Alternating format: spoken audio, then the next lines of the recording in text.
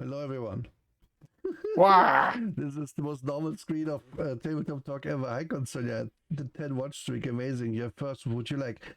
We're having problems getting the camera set up to work with Drake.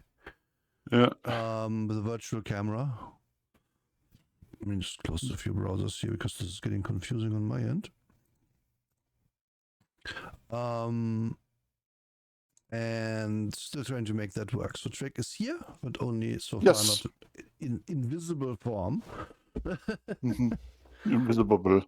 Yes, but I've heard some a yes and a maybe something is fixed. I don't know. No. Damn it. Of course not. Okay, let's click through it together. I think maybe. So all you do really in OBS is start virtual camera. You can even do that parallel to the stream, right? Yep. Then you have the Ninja page. Reload this. You click add camera. You have to specifically allow OBS virtual cam. The microphone doesn't matter. And then it immediately works for me. That's the weird part. And for you, it just doesn't recognize the virtual camera. So maybe that's the point where you are like googling now. OBS virtual camera not in Windows. Virtual camera not not showing up in Windows 11, which you don't have, but it might still be the same issue. Snap camera? What the fuck is that? No. So, okay, 6 simple fixes. That sounds great. Is this an AI article? Maybe.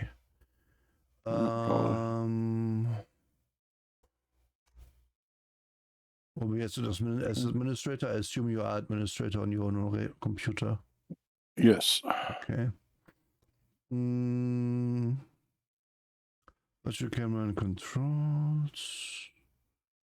No, this is still camera pim. Oh, okay, this is it. Maybe go to your Windows settings. You need Windows settings. I don't think that's it. Head to privacy settings.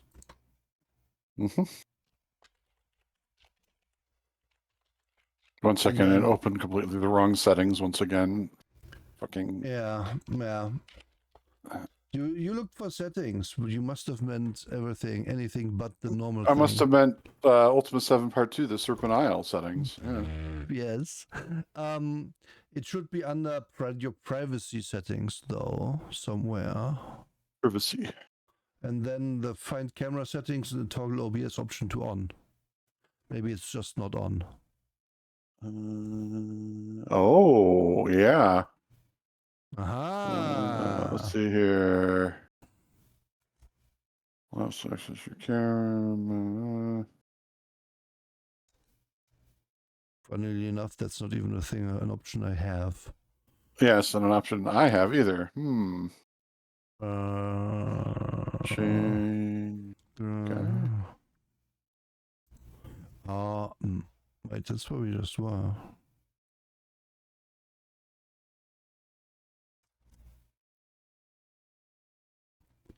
Meow, meow, meow, meow, meow, meow. Clean Drake hooves, kisses, or just that Godfrey wants to clean your hooves. You want to cleave my hooves? Clean my hooves? Cleave my hooves? Not cleave them, definitely not. No, not cleave. Right. Oh, look. Let's see here. Techbloat.com, amazing link. Amazing link. That is like the best link. Bullshit. Allow apps to access your... Okay, and this is more detailed. So, in the camera settings, ensure allow apps to access your camera is turned on. Definitely on. Okay.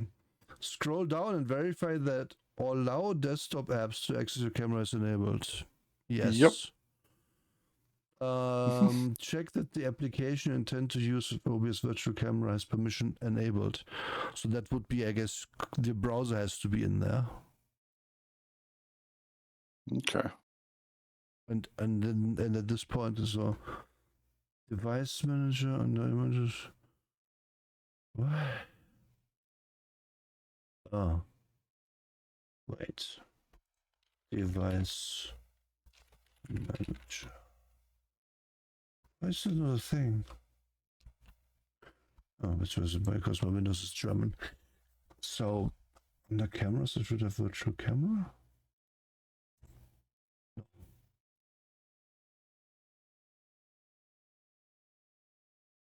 Imaging devices.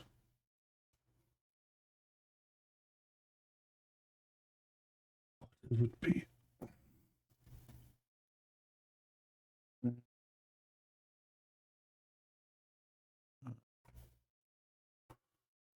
Eingabegerät.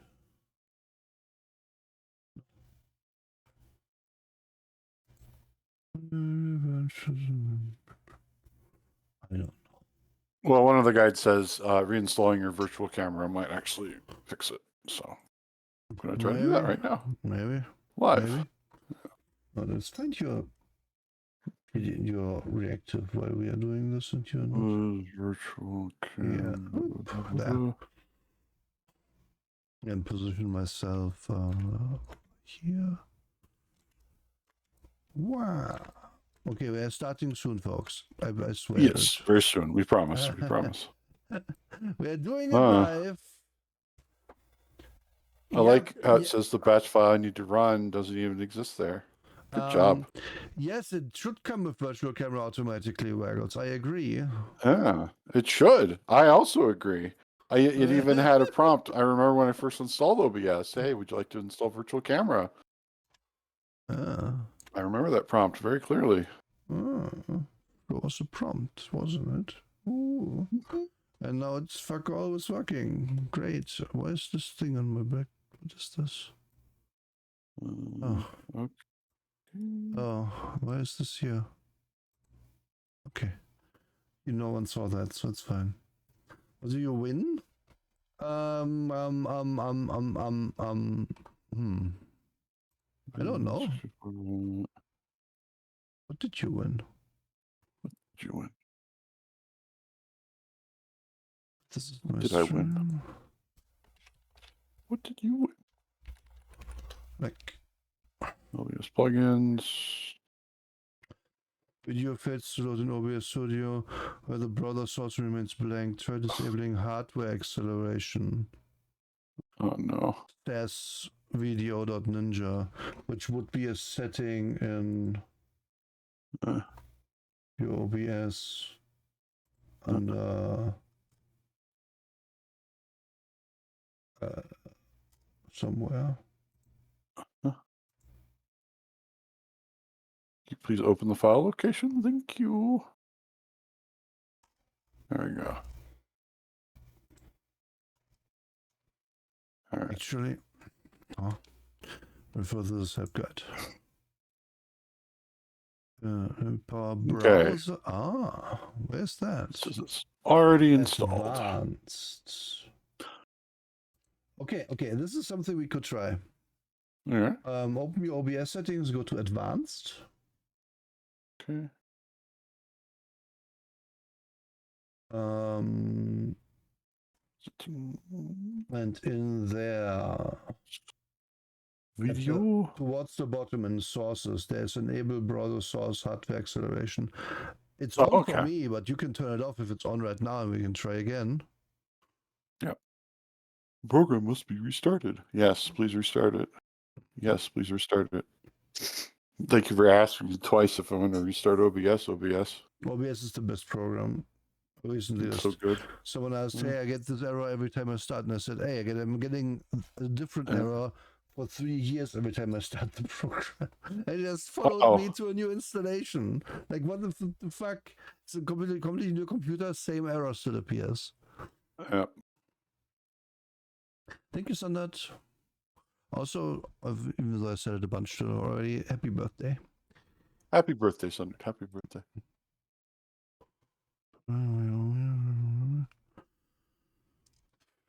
If that doesn't work, then I guess we just have to accept that we're doing it normal. Yeah. So I just updated that. I mean, there's one more stupid thing we can do. It will probably make the quality a bit worse, but that's actually not probably fine because my computer isn't doing anything. So if it doesn't work, we're trying it over Discord.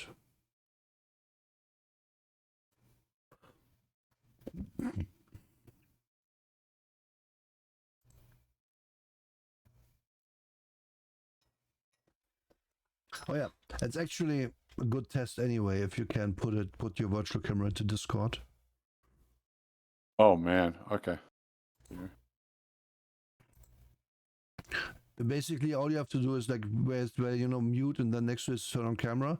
If you click the drop down, if this and then the camera, you just select it. Can you even see it there? Yeah, I can even preview it if I want to. Oh yeah? Does it preview? Nope. Then it's not okay. Then it's something fundamental, and then we don't fix it. Yeah, it's fundamental at this point. It's OBS not talking to everything else. Okay. We are not fixing that right now, I'm sorry to say. No, so, that is possibly a 2-hour frustration struggle session with OBS. Today's show will be without moving Drake. We are sorry for the inconvenience. Yep. Moving Drake will happen in the near future. I promise. Yes, we were.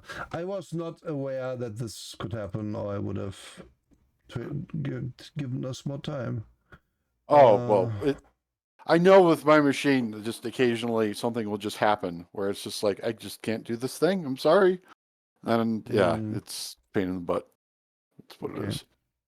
Well, there's another pain in the butt we have, Drake. Yes. The scheduled pain in the butt. Yeah, it's the scheduled pain in the butt. We said we would do this. We have for years referred to this game as bad. Yes. And now we get to tell you why in exhausting detail. In big detail why it's bad. And I have in my...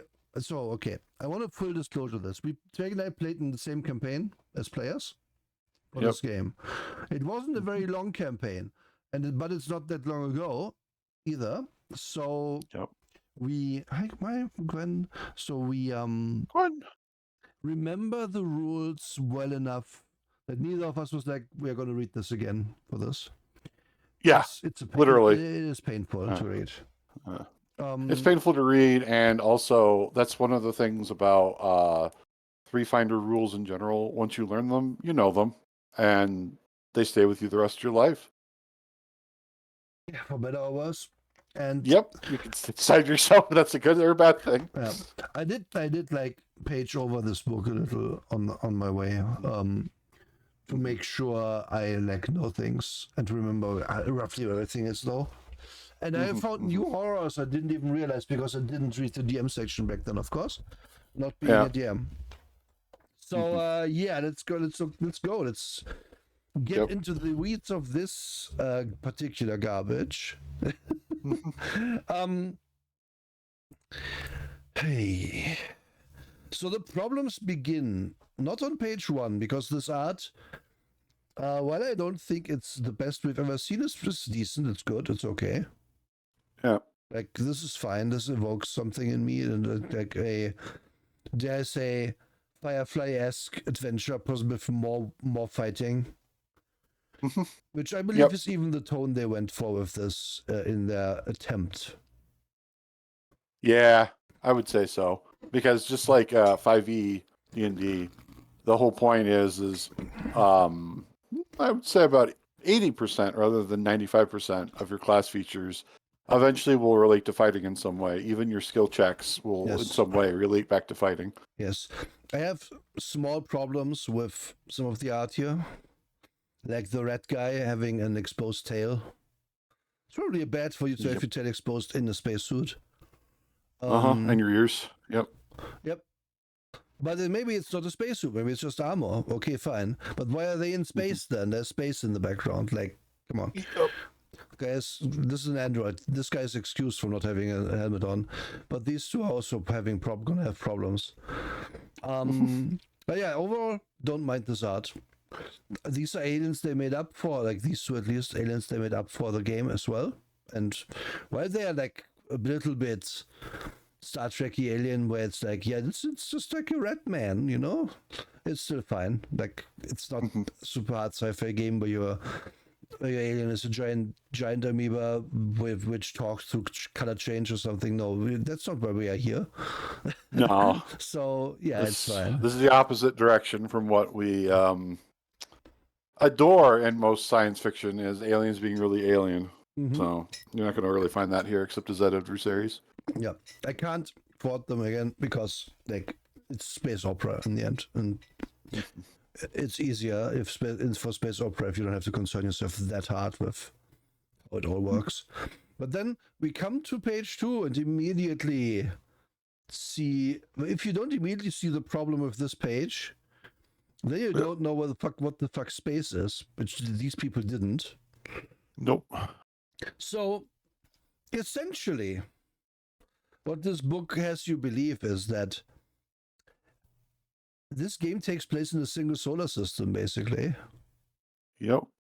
Which has 1, 2, 3, 4, 5, 6, 7, 8 easily habitable planets everywhere, basically.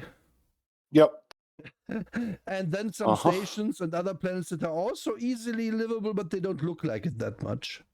Well, like imagine having 8 Earths or 10 Earths in the solar system.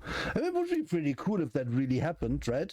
But the depiction here is of a normal solar system, where planets are further out. They should be colder. Planets further in are too hot to sustain life, and then there's a middle part that's fine. And they didn't do that. They sure as fuck didn't do that. Yep. In the business, we usually refer to the middle part where you have the much higher chance of getting habitable worlds as the Goldilocks zone. Yes, indeed. And the thing is that we're using Star Wars rules here, where if you want to make it habitable, oh my gosh, it's habitable for some reason. You want to walk out on that asteroid, Luke? Go for it. Yeah. But even in Star Wars, they weren't like, yeah, well, Coruscant and Endor and everything else is all in one fucking system.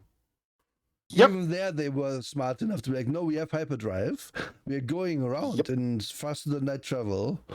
And that's why people still buy the not hard science fiction of Star Wars, but they sit and they look at this and they do not buy it for 2 seconds.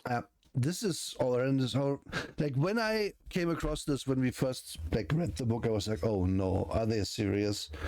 Are they fucking serious? This is going to be like each of these aliens comes from one of these planets. The answer for that is kinda, but also doesn't matter because it's all far in the past that they even evolved. But still, yeah, it's fucking dumb. And The Expanse also does this, of course, but The Expanse is realistic in where stuff is livable. Yeah. And so is Eclipse Phase, which also does this kind of thing where you have exhaustive information about the whole solar system. But there too, it's like, well, yeah, Earth is fucked, and then we have some moon colonies and stuff, and here and there, and blah blah blah. But there isn't like 8 Earths suddenly in the solar system. Yep. And to refer to what Waggle said, don't worry about it. The sun is magical. Yeah, that's correct. And there are things that are living on the sun itself. Yeah. In this setting. Yeah, but my problem with that chiefly is having your cake and eating it too. It costs you nothing to make it like, oh, this is space. There's like, these are the habitable systems, and this is Castovel, which is one of the systems, and it has Castovel in it, which is named the system after blah blah blah. And then you give all the same information, but they're just next to each other. Yep. And you don't immediately piss off everybody who is like a slight idea of how a solar system works. Yep. Yes, and okay, the magic, they aren't shy about telling you magic is in it, and I don't even mind that magic is in it. That's fine. I play Shadowrun. Shadowrun Yep. has magic in it, and it's a sci-fi setting. Sure, it's a near Yep. future sci-fi setting, but still, I don't mind the magic. I mind the idea of, oh yeah, this is a magical sun. This is like it's a stupid decision to put it in one system. It is bad, and it shows me that they didn't want to make a sci-fi setting at all. Yeah, that's the big takeaway everybody needs to realize from this is that they didn't actually want to make a sci-fi setting. They Yeah. wanted to put the dressing around. They wanted to put sci-fi clothes on it. They wanted to have the sci-fi alien feel. But even then, if you look at Guardians of the Galaxy, that's more hard science fiction than this will ever be, and that's not something you want to say out loud. Yes, and well, it's okay. Agreed. Even more. Like, yeah, there could be in our solar system on Europa and stuff, right? The life there doesn't mean that it looks like a blue planet with like continents and green plants and shit. Europa is so far away from the sun that it can't sustain chlorophyll, and the sun isn't a valuable food energy source. It is more valuable to that life probably that Jupiter heats up the core of Europa. Yep. Like in any theory, who cares? Like you have to drill through 3 miles of ice to get to that life, right? So, yeah. Again, if it was a hard sci-fi setting, and they're like, yeah, there's a Pluto out there, and there's like some sort of anaerobic creature lives there that eats methane, and I'm like, oh yeah, cool, that's awesome. Can I play one? Yep. No, because they're unintelligent. Okay, fine, that's fine. Can I have one as a pet? Well, yeah, it's very expensive to keep, but if you want, right? Yeah. See, like we were already talking about a new setting now. The problem is that the quote unquote real possibility, we know shit about all the kinds of life that can exist. They already show you. Those places are supposed to be inhabited by the people that are on the collage page. Yes, on like this page. They're very naked about it and up front about no, we're not going to be talking about methane eating amoebas. We just aren't. Yeah. What are your races? You have antennae humans, you have androids, you have lizardmen, you have redmen, you have humans, you have locust people, and you have the Pope, Space Pope. Yeah, Space Pope with forearms. Yep. It's unclear if it's 4, I see 3. Oh no, there. Never mind. Here we see a bit why I say this art isn't the best, because it is a bit too busy. It works as a singular person, but if you put them next to each other, this all flows together for me, kinda. It looks like this lady has like a little lighter on her belt and stuff. Because you focus on one of them, and then you realize, wait, that's somebody else's shit. Yep. And it's still good, very detailed, good art, and it's like the Pathfinder thing where they really over detail their characters to make you feel like, oh yeah, I want to be this cool person. It just doesn't work super well when you put it all like this. It never really has, in my opinion. And doubly so, like, because unlike if it was a Pathfinder game, I would know, oh, this is their barbarian, and I can like visually identify that. But I don't know any of these people what they're about yet. So also, this is the difference between this and their Pathfinder art. If you look at them closely, you'll realize there's only really one character who I can call colorful, and all the rest, they use colors as highlights, sure, but the prevalence of black and gray in absolutely everything is a little stifling for me. Yeah, it's the future. Dress more ostentatiously. This person is red and black. This person is green and black. This person is patchwork at gray. This person is gray with blue skin. Gray on gray. Unknown because guys in the back, like, you know, it's me on a school photo. And and then we have colorful human. Yeah, and that's a disservice. If you do a fantasy lineup and only the bard is colorful, what are we doing here? Shouldn't the cleric be wearing their I don't know, the colors of Pelor or whatever they worship? Like, there's a lot of room to add more.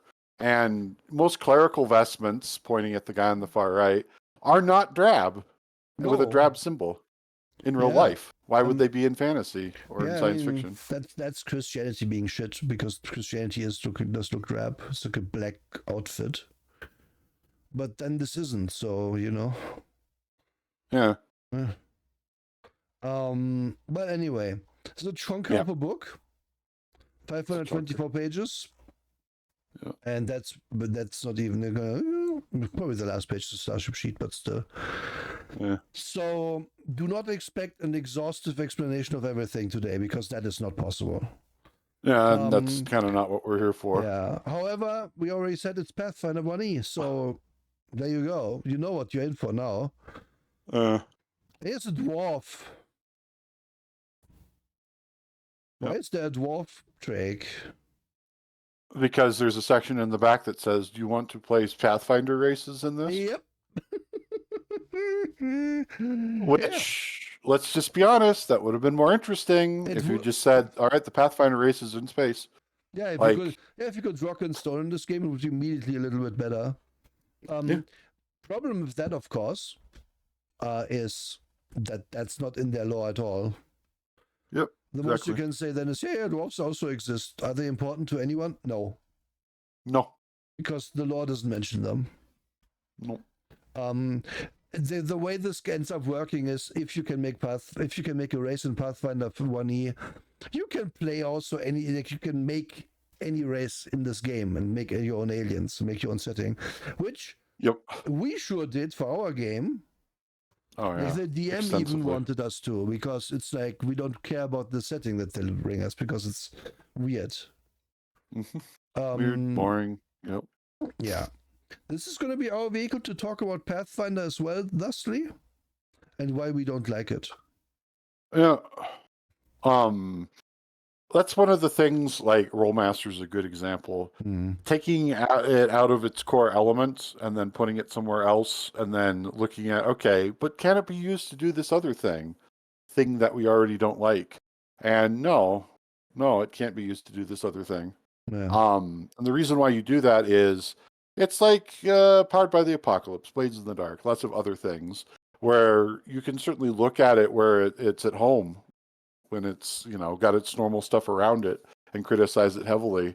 But once you see it move out to pasture and see what other people have tried to do with it, yeah, you see why it's so shit, because it's not adaptable. It just doesn't work. Yeah. But there are other systems, like the one for Vaesen, that has worked outside of itself extensively and really well. Yep, I agree. I would also argue that Pathfinder doesn't work in its own setting, or in its own. Oh yeah, but that's my point. Is that, like, a lot of people will just say, "Well, yeah, it's just because you don't like Pathfinder." No, I don't like the system. I just don't. Mm-hmm.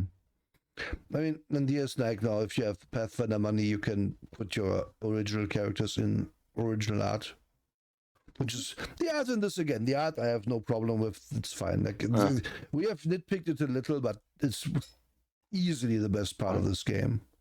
Like they're all here, and that's cool. Like, and I do like that a lot.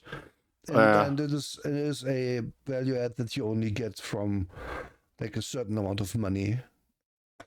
Yeah, or if the artist is dedicated and crazy like in Lancer.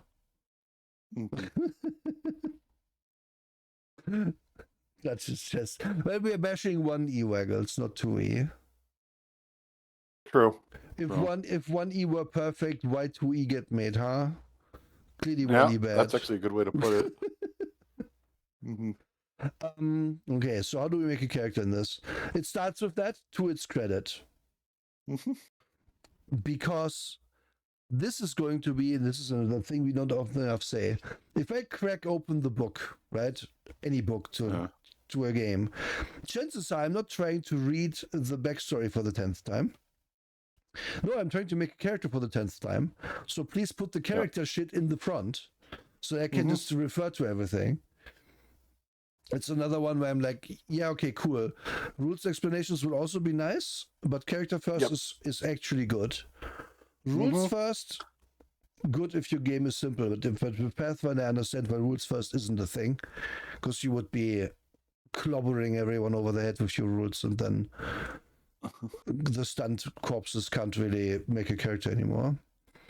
They want to make a character concept, then they choose a race, then you choose a theme, and then you choose a class. Yep. And then you choose ability scores. And then you apply your class, whatever that means. And you assign skill ranks and choose feats. Yes, there's feats in this. Yes, it's a big list. And you buy equipment from your 1,000 credits. And then you fill in finishing details like alignment, armor class, and attack bonus, and so on. Like you do some math as a treat. Yep, And little then math. you're done. Yeah. What are abilities? Well, what did you think? The exact same ones as Pathfinder would have. Whoa! Yeah. And you can either do a point buy, or you take an array, which is these. It's the exact same thing as if you were buying them, so whatever. I guess you could do a 16, 14, 12 or something if you want, if you buy.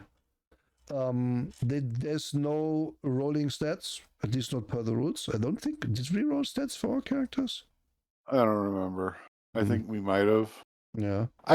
They have weird rules about, hey, if you do a quick pick, then you ignore this or that or the other thing, and they get weird about it. And I'm like, just keep it simple, guys. Yes, having a weird this and a weird that. Yeah. No. They have rolling as an option.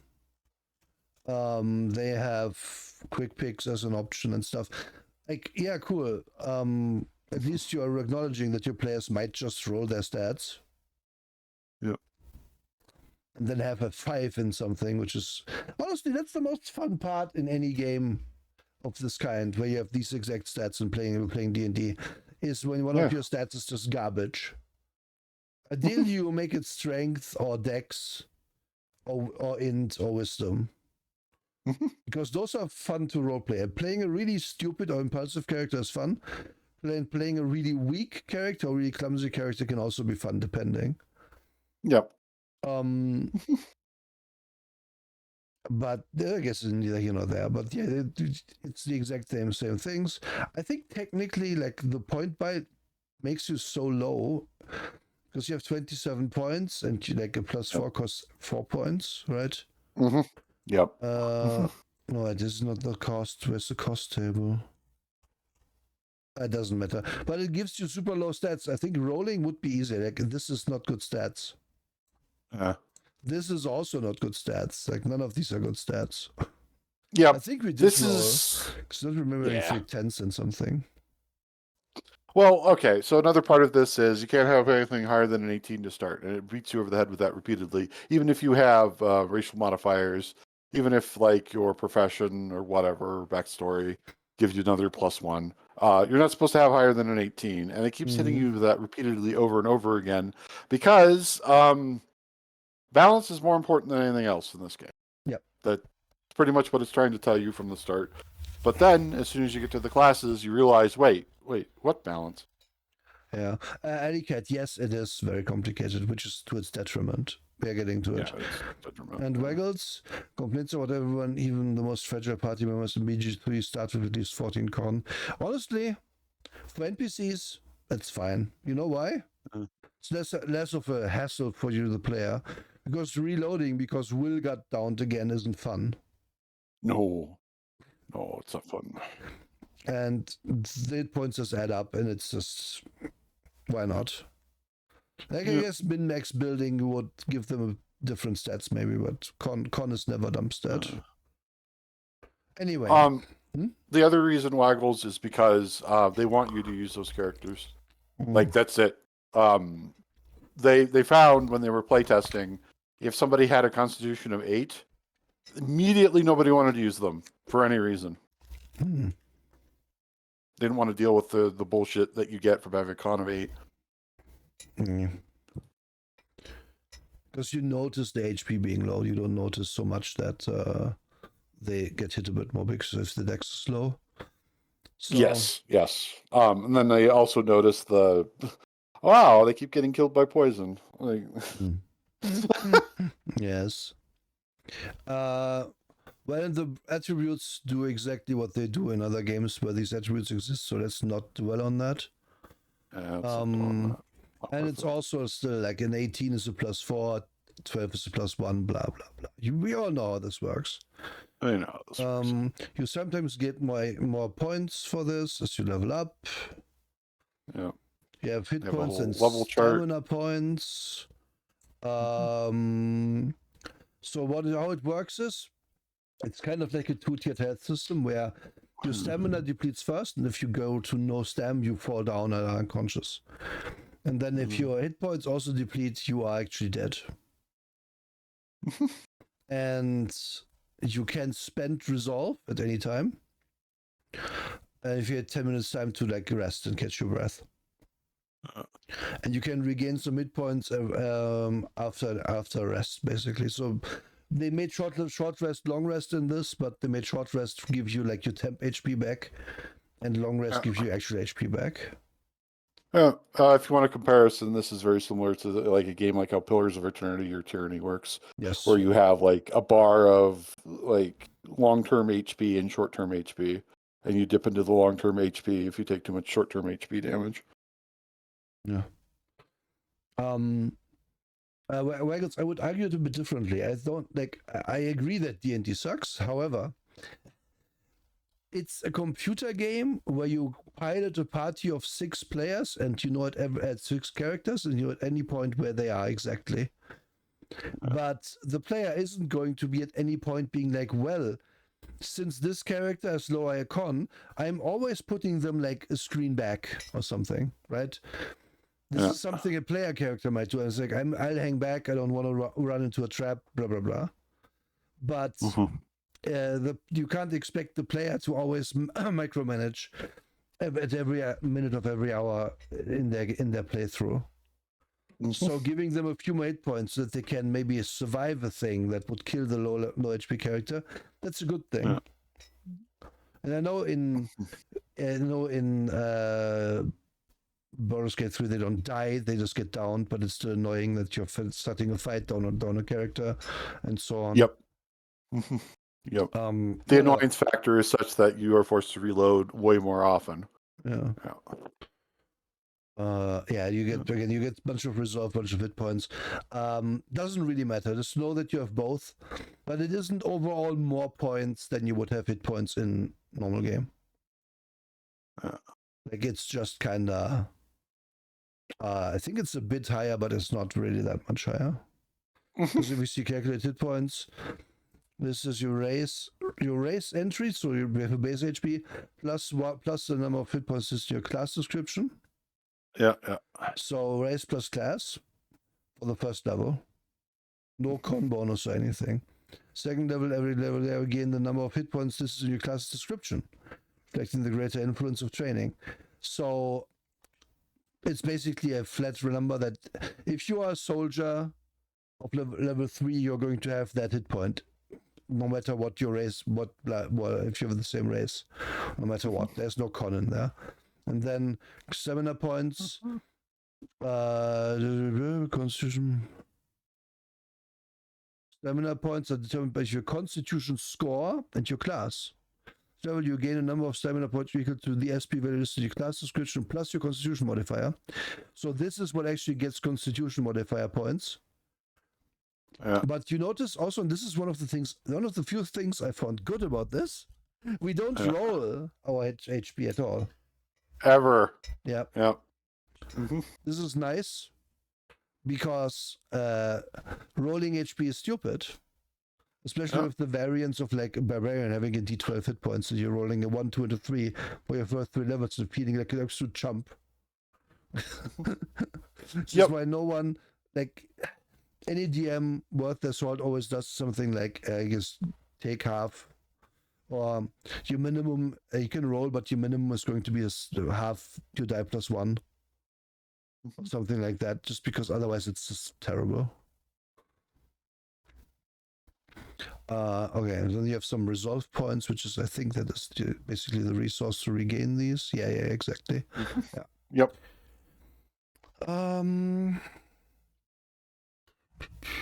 bit of we run into a bit of a problem where just to point this out. So far, we have been talking about how do we get hit points, how do we get resolve points, and this is information that we need for character creation. Now we're talking about spending and regaining resolve points. We're talking about stabilizing dying characters. We're talking about staying in a fight. Why is this here? Yeah.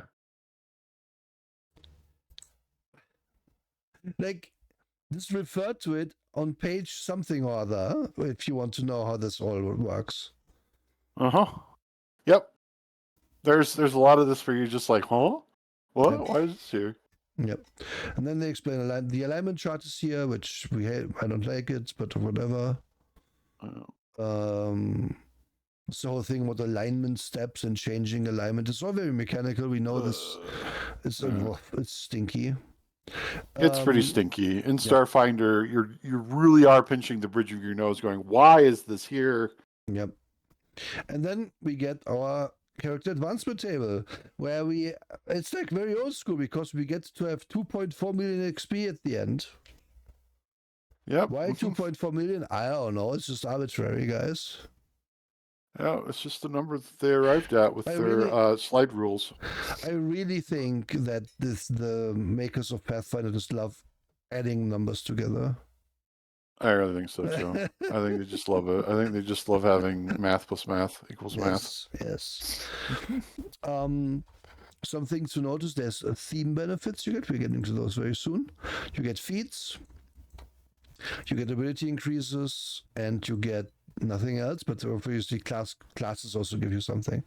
This is stuff everyone gets at that level. You can multi-class, which is usually not a good idea. Because guess what? If I multi-class, I don't get, like, if I multi-class 4 levels, I don't get my last theme benefit for my main class or whatever. It's dumb. Always been a problem. Multi-classing has only ever worked in AD&D, where you were like, I'm a fighter 3, rogue 5. Yeah. Because both of these level together. It did actually work pretty well back then, honestly. Yeah.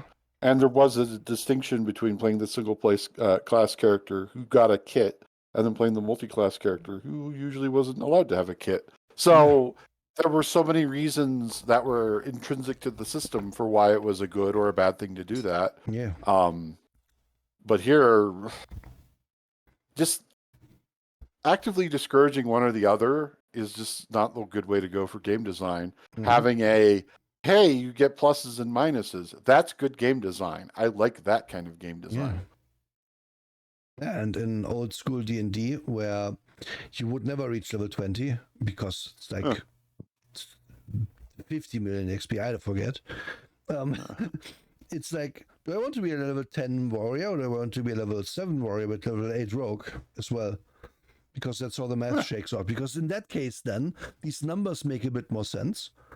Yeah. Because imagine if there was another class, it also like, I have 10,000 XP. That means I'm double level 3, almost level 4 in my classes. Mm-hmm. Other people are 5th level in one class. So I get 2nd feat for 2 classes, and they get 3rd feat for 1 class. And clearly there are different trade-offs to it, and it's better or worse. I don't know. Doesn't work with this table because it's not made for that. But it used to kind of work, and this ain't it, chief, but whatever. So here we are. Here we see our themes. What's the theme? Well, the theme is the thing that gives you +1 to a stat. And that was perfect, though. That was the perfect way to just say it. Yeah. Because it's all people looked at. And 4 things. The things come at 1st, 6th, 12th, and 18th level. And if you're an ace pilot, you're obsessed with starships, blah, blah, blah. Reduce the DC of culture checks to recall knowledge about starships and vehicle models and parts, as well as famous watchman rise by 5. Piloting is a class skill for you, though if your class skill for the class check is 1st level, you can get +1 to your piloting checks. Wow, thanks. In addition, you gain an ability adjustment of +1 dexterity. You can, yeah, they already said that up here. It's very big and it's noticeable. So, what is it? Well, they were like, if everyone's just a fighter. It's boring. So one guy can be an ace pilot fighter, while another guy can be an ace pilot cleric. Yeah. Awesome. Yep, You get that's some pretty other. much why. Yeah. Yeah. You get some others. Bounty Hunter gets +1 con, Icon gets +1 charisma. So anyone can be like, and I want to make clear these are all like this. This is all, well, the DC of your culture check is reduced by 5. You gain +1 bonus for your profession skill. Yeah. And you get a +1 to culture checks. And culture becomes a class skill for you. Cool, awesome. And +1 charisma, yay! Like it's a big fat nothing, honestly. It really is. It's one of those things that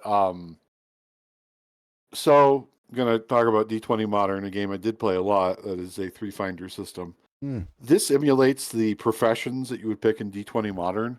Yeah. In D20 Modern, you pick one and you get like 3 permanent class skills, or between 2 and 4, excuse me, permanent class skills. Maybe you get a feat, maybe you have bonus wealth, something. Maybe there's a item that you start with. But it didn't pretend to be more than that. It just was that. It was just like, okay, this is what you did before you got your first level in Strong Hero or whatever it is you picked. Yeah. Here, it's putting like a big like fur mink stole that's fake on your shoulders going, yeah, you're really an ace pilot, baby.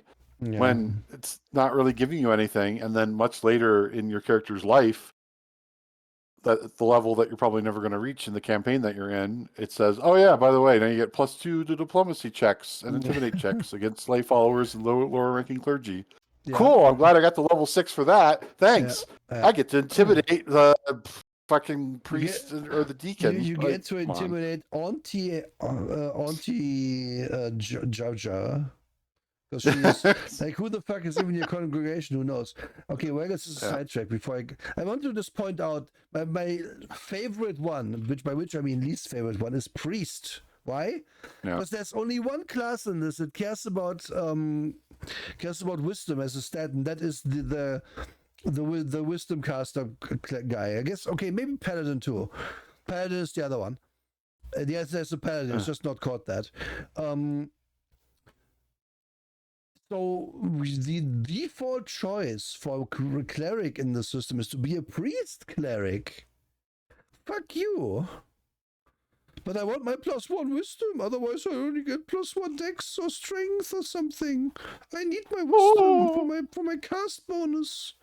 And then I need my cast bonus, daddy. Yeah. And there's also not enough of these. Absolutely not. No. There's not enough. That's the other problem with this, is that when I make this comparison, the professions that you could pick from in D20 Modern, the core book had like 30 or 35 of them. This is like, what, 10? I'm picking Bounty Hunter for my character. Like a bit of a survival bonus, which fit. It happened to fit my character back then. It was just a nothing choice. It's still nothing burger. Now that we okay. Now let's see what Vegas sidetrack is. Oh, I have a sidetrack question for the show. How do you all feel about PF2E's multi-classing system, where you pretty much trade some of your character's class features? Feats for feats that grant another class's features, especially when compared to D&D's horrendously complex multi-class rules. I think it sucks, but in a different way. The base, like the place where multi-classing comes from, what it attempts to do, is to basically, in a time before a ranger even existed, people were like, can I be a rogue warrior to be kind of like good at sneaking and good at fighting? And the answer is no, because we don't know how to do that. And then someone's like, whatever, just take both class and the levels low. And then everyone's like, yeah, let's try that, I guess. And the rest is history. Every attempt since then to make multi-classing work in D&D/Pathfinder has been bad. In D&D, the problem is always that if you pick the different class, usually they say you can't really go back, But even if that's not an issue, you are gating yourself off of the best buffs your class has. Oftentimes in a way that really, really sucks. For example, I multi-class as a fighter before level 5. Well, you just delayed your second attack. Stupid. Yeah. I multi-class after level 5. Well, at level, I don't know, 7, you would have gotten a really cool thing. Now, you don't get it till later. I multi-class as a rogue. Well, now you pushed back your level 11 where you become OP by a level. Or the most classic, I multi-class as any caster, and now I don't get my best spells on curve. Where do you need them? Yep. Like the infamous fireball. If you cut yourself off from getting third level spells at level 5, you have completely gimped the entire party. Yep. You just have. And that is the problem that Pathfinder 2e solves with what they did. Because they're like, well, you're going to still be a full level wizard. You just also have some weird druid abilities. And the problem with that is that some weird druid abilities isn't the power fantasy of having both wisdom and intelligence cast in one character. Yep, that's not the power fantasy. Yep. That is not why I would do it. It's really just, I looked at what you get and it's basically nothing. Basically is. It's not horrendous, but it's not like that useful either, and it's not. You're basically dabbling in the other class. You're basically like, you have less than a level in it almost. Yeah, true. That's how it felt like to me. That's why I never really looked in.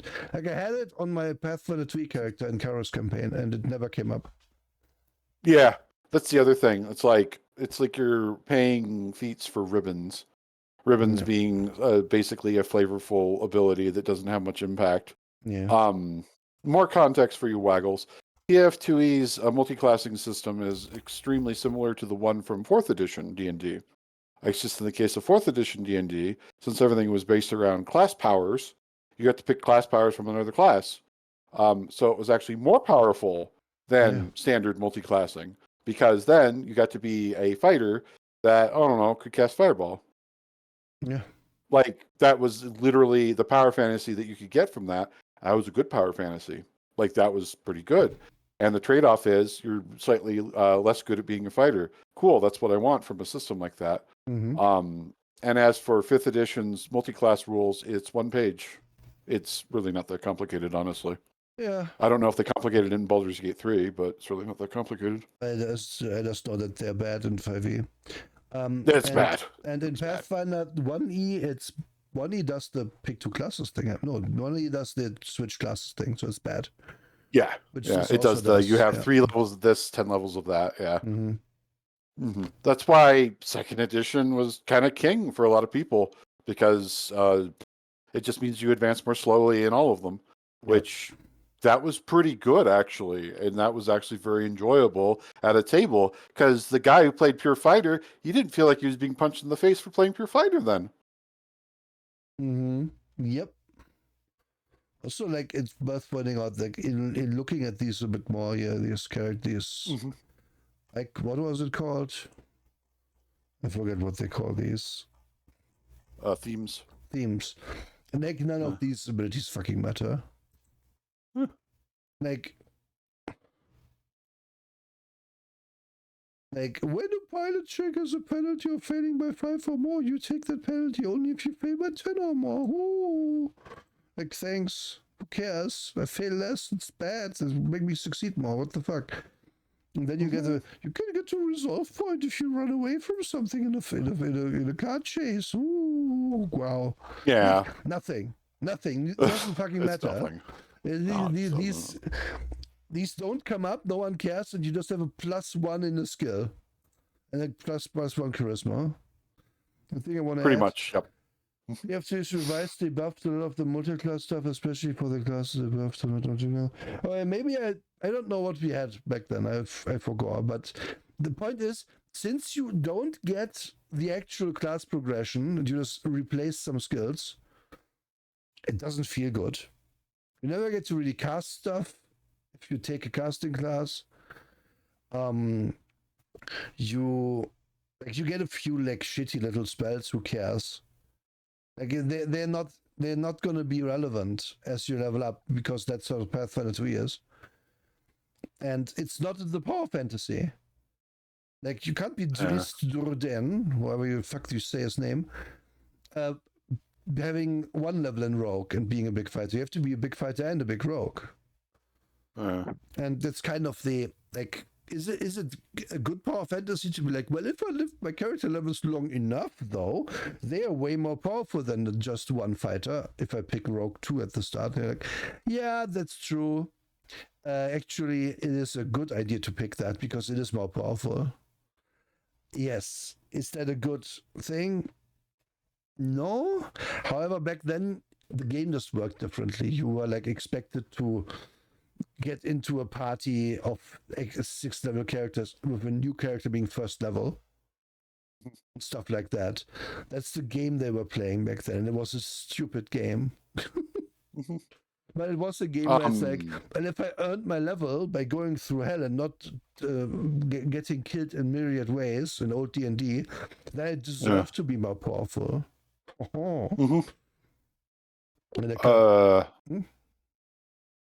Class feats or free feat picks. I don't really feel that way about Pathfinder 2e, honestly.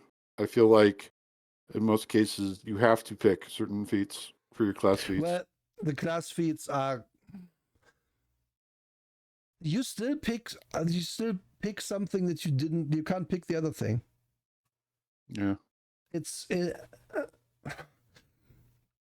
you could argue this for hours, and I don't want to waggle. I'm sorry at this point. It is just not a good power fantasy. It is not a good fantasy to be like, well, I'm 99% warrior, but I can make tree grow sometime. It is not interesting. It is not cool. Like, it just doesn't end up serving any purpose, really. It's just a background thing that you could just have anyway, because if your DM is nice, are they going to give you a background thing that is like not super impactful, just so you can have cool roleplay? Yeah, they should. Yeah, like if a player asks me, "Can I speak with animals?" because I'm a weirdo child in your game, even though I'm a fighter, but like, yeah, so it's fun. Please do something cool with it in the first few sessions, so it actually pays off. Yeah, that's another big part of it. The reason why I said what I said is it doesn't feel free because of just you look at any kind of optimization for Pathfinder, which you have to do. Like I don't think optimization is optional in Pathfinder. It's not. It really isn't.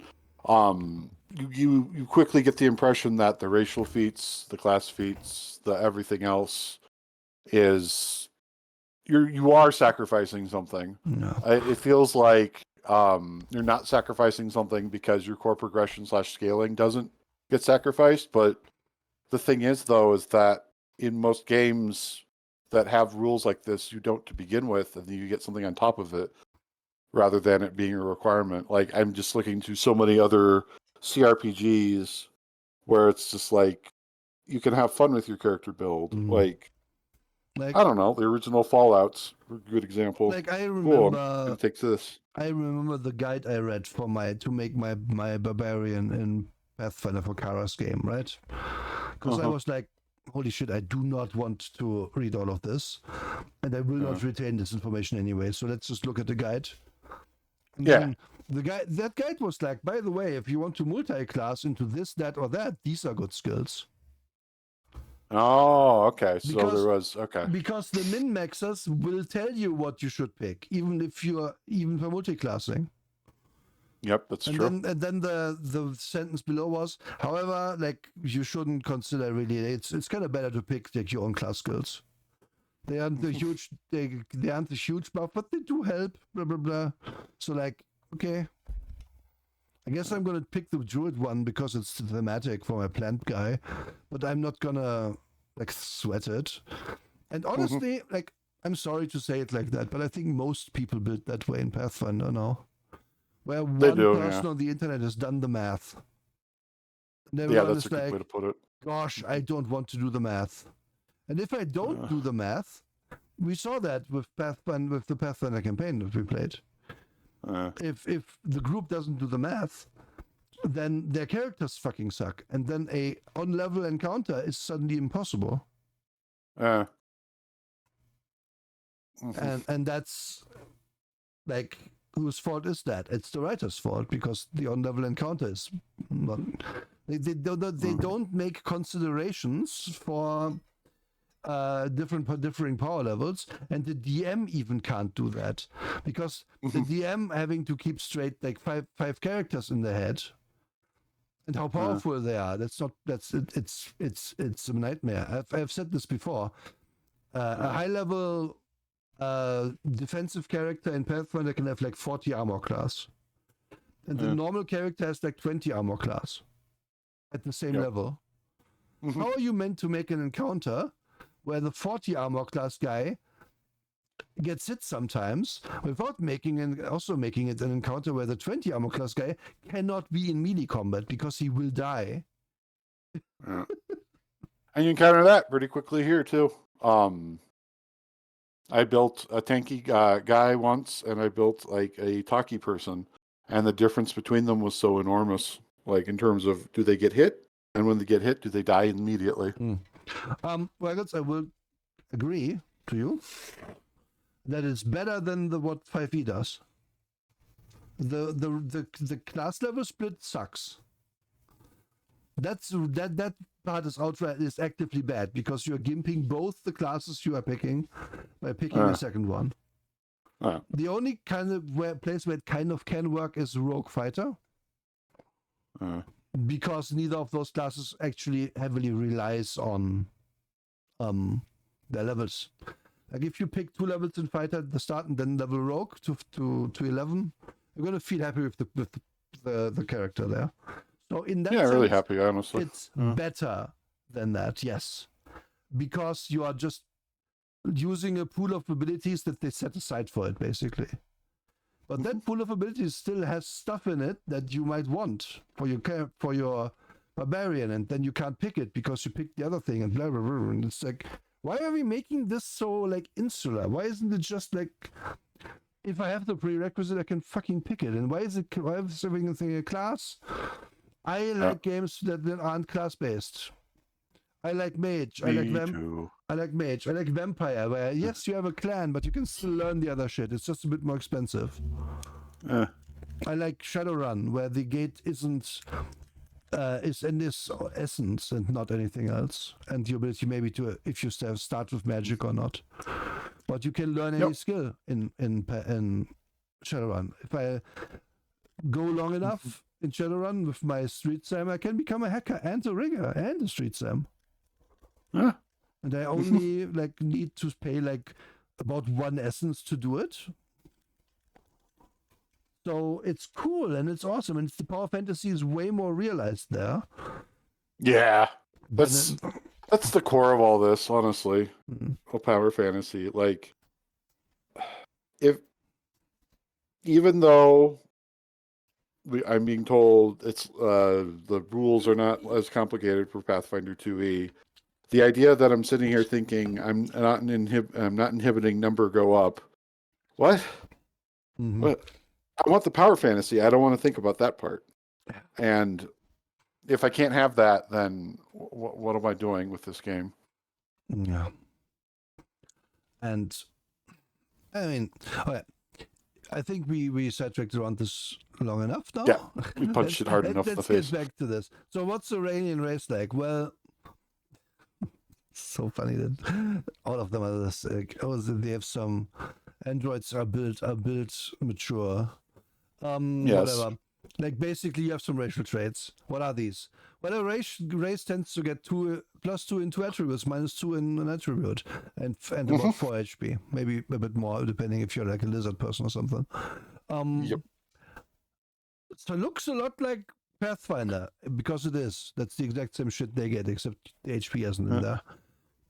You have medium size usually. you get some other bonuses, like you get +2 to saving throws to disease and mind-affecting spells. Android doesn't get disease immunity though, because that would be too hard for the DM. This Android can get COVID.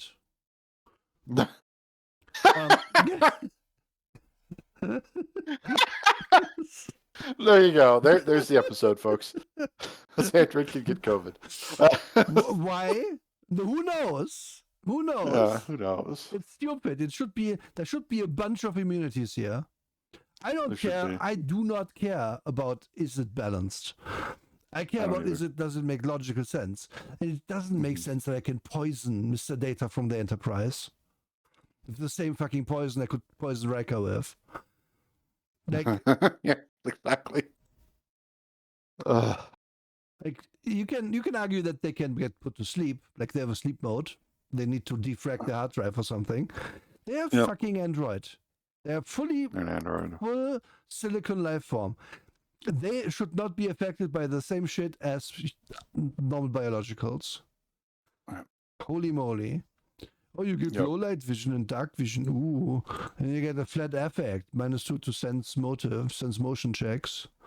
The DC of sense motion checks are increased by 2. Oh, no. Effective 4 difference.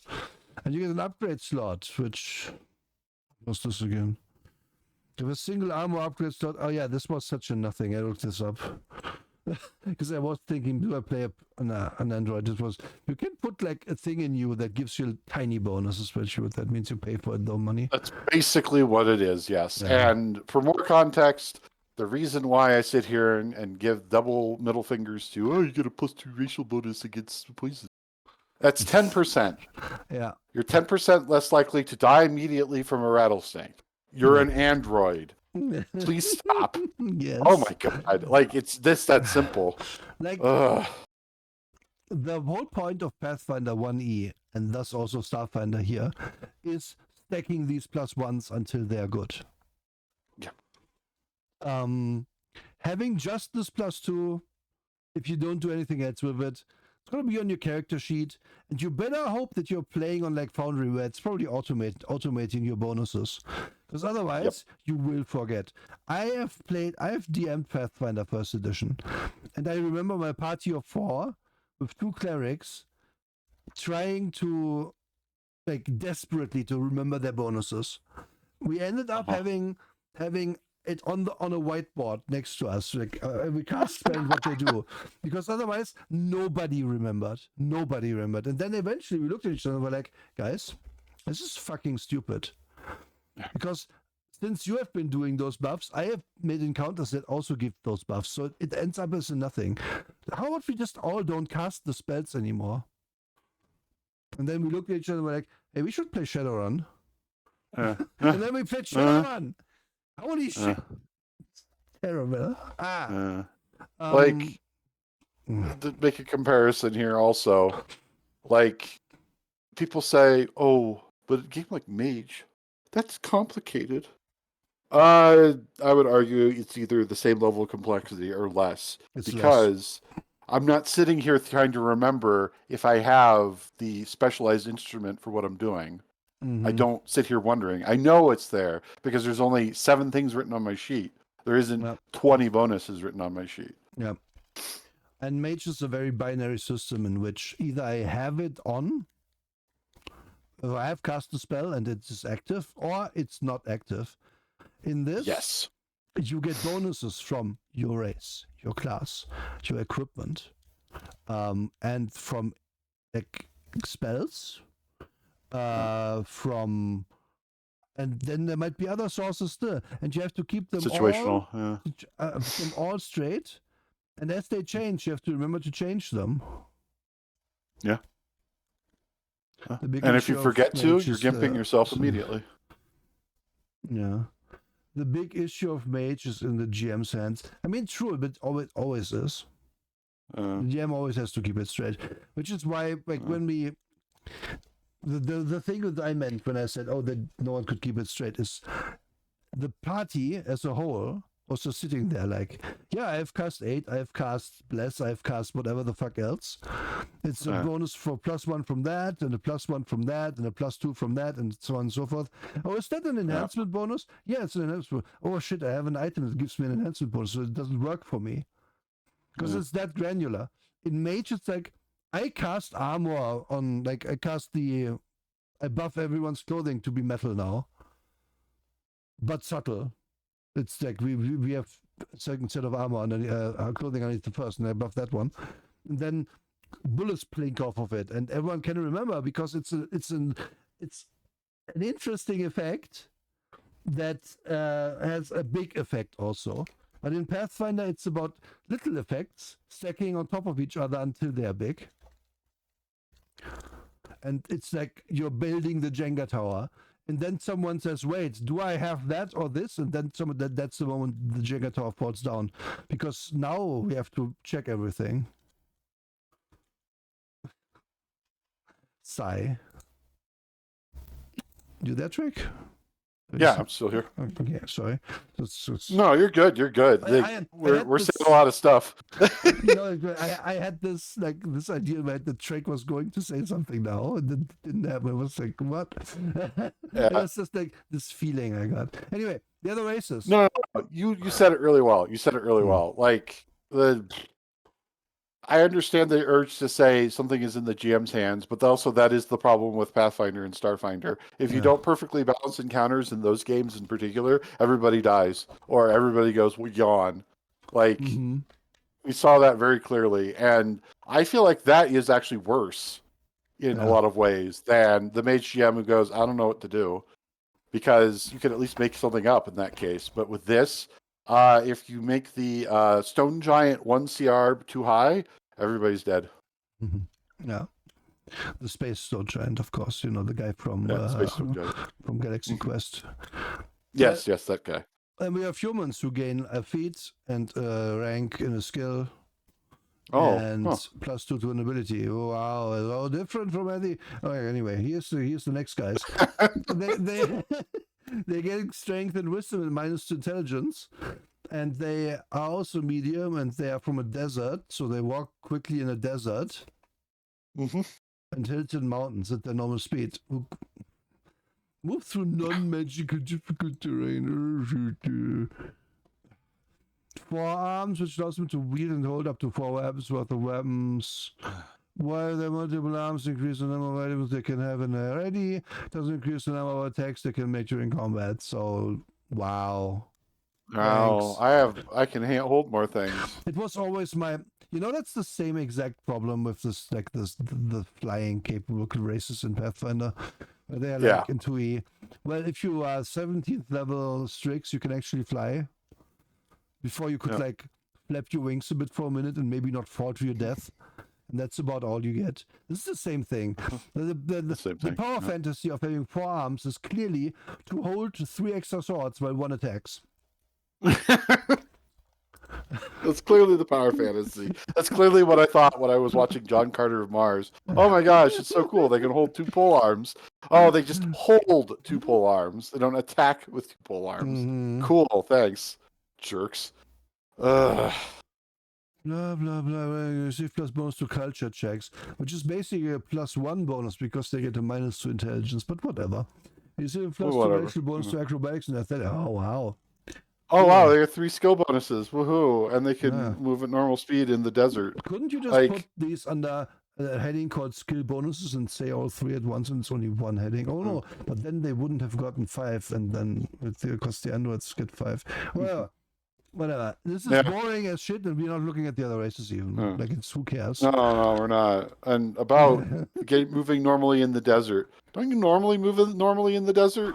Like, how is it a bonus to ignore the difficult desert? What? No, but why? The sand doesn't slow you down, Treg. Oh no, the sand doesn't slow me down. I am so powerful now. Sandard knows exactly where we are at because of Neela, who had 6 arms, and you used them. Yeah, you used them. Yeah, no, you can. How often did I say, no, you can absolutely do that. You have 6 arms. Do attack again. Yeah. And you used your bow more often because you could. You could use double bow, technically. Yeah, you use double bow. But even the not gone, okay, let's look at the gone. Go ahead. They're I'm not sure they're going. going to live up to their name. They get 6 hit points. They have strength and con bonus to get a -2 int. Oh, They get surprise! +1 racial bonus to AC. Wow. When they're wearing armor. When they're wearing heavy armor, wait, no, full stop. When they're wearing heavy armor, the armor check penalty is one less severe. Oh goodness. Well, you're right. When they're wearing armor, it gives more armor, and when they are wearing armor, it also is okay. +2 racial bonus to saving throws against fear. Okay. Dim light or normal light. Wow. Vex can attack with special. Like, isn't that what humans can do? Yeah. Like, how dim is the light? See, this is the thing about low light vision. When you start to overthink it, you realize, wait, humans can normally see in dim light. I don't get a penalty to flicking the light switch when it's low light. What? Yeah. You start thinking about it, it becomes even dumber. And then they get The natural weapons, though, is really natural dumb. weapon and wait, attack with special unarmed strike that deals little damage, doesn't count as archaic, and so they have modern hands. Vesk gain a special version of the weapon specialization feat with this unarmed strike at 3rd level, allowing them to add 1 fixed their character level to their damage rolls for unarmed strike. So just adding their character level as usual. So one. So does this mean 1.5? Is that like how do you write? Yeah, 1.5. Yeah. Okay. So do you see the stupid part though? does that mean they get 1 more damage at that level? Yeah, just 1 more. But that's not the stupid part. I don't know what the stupid part is.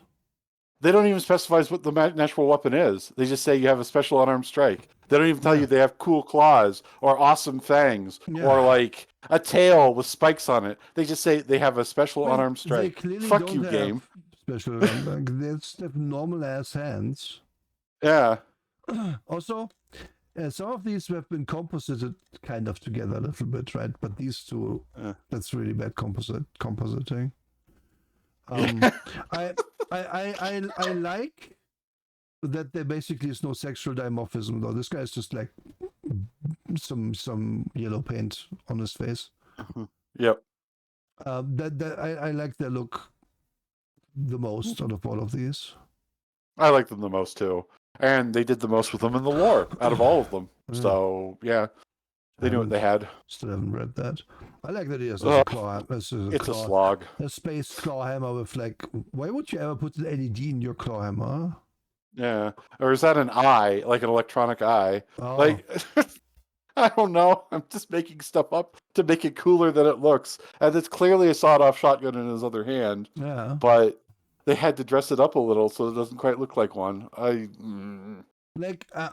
like futury bullshit, but I draw the line at the instrument that is meant to hit things hard, having an LED in it. Yeah. I'm sorry, it's going to break. Also, one of your batteries is dead. You should change this battery. My dude. Oh my gosh. These... Oh no, You're that's a cloak. Okay, never mind. Yeah, whatever. Like these races don't mean anything either. They're just like set dressing. These aren't really alien. Like you can easily make up your own, which is the good thing about this. And I want to point out 7 classes. Good job. Yes. Like yes. And we're going to see how quickly we can grok which one each is. The envoy. Well, we already said this is the bard. Blah blah blah against 6 plus con mod hit points. The key ability was charisma. Blah. Then you might probably want dex and int to not suck at everything else. And then you get lots of skill points. And then you get armor, fresh light armor, and you get basic melee weapon, grenade, and small arms as your weapon proficiency. Get a big list of shit.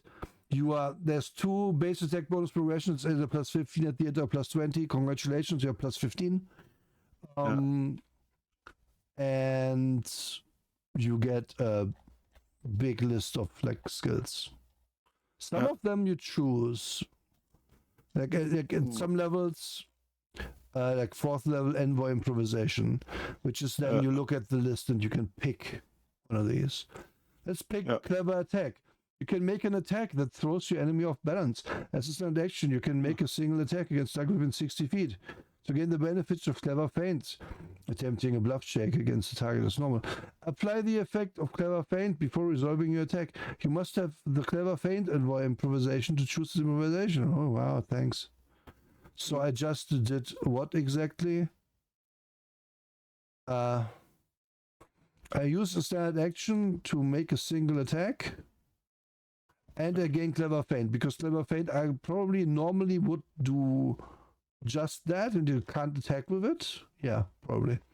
Standard action, you can fake out an enemy, making the enemy open to your attacks. Attempt a bluff check. Blah blah blah. Even if you fail, the enemy is flat-footed against your attacks until the end of your next turn. If you succeed, the enemy is flat-footed against your allies' attacks until the end of your next turn. Can't use clever feint against a creature that lacks an intelligence score. This may one resolve to treat a failed bluff check of clever feint as a success. Okay. Yeah. This like immediately you're in the word salad. Yeah. This is a mechanic you will see a lot in this game. It's like you can spend like a resolve point, you have a limited tool to just make it a success when it failed, which is fine. That's a fine mechanic. My problem is with all of this here, because what it really says is you bluff someone and you get on your next attack, next turn, because this is a standard action, you don't have another one of those, you can attack them easier. And if you succeed, everyone gets to attack them easier. So you can build your character entirely around this, I suppose. Cool. Yep. You can build everything around the delayed gratification. And you can find probably another skill in here that's you like more, like less. I don't really care. And then you pick your other bonuses to make that skill better. And that's the building you do in this game. And that's about as deep as this goes. Like this class is the skill monkey class. They get some bonuses to that. They get skill expertise, which is exactly how it works in Pathfinder. They get regular expertise immediately. Also get skill expertise immediately. They get expert talent. They get a little bit of weapon specialization, and then for expertise. And then the rest of it you build. Yep, they had expertise for their expertise for their expertise, and then everything else is built around that. Yep. And the classes some of them tend to work like this, where you have a little like a list of things you pick from. That is the one thing I actually do like about this. Yeah, it's fine, but it's overly complicated. Too complicated. It's like, why am I like, I'm like five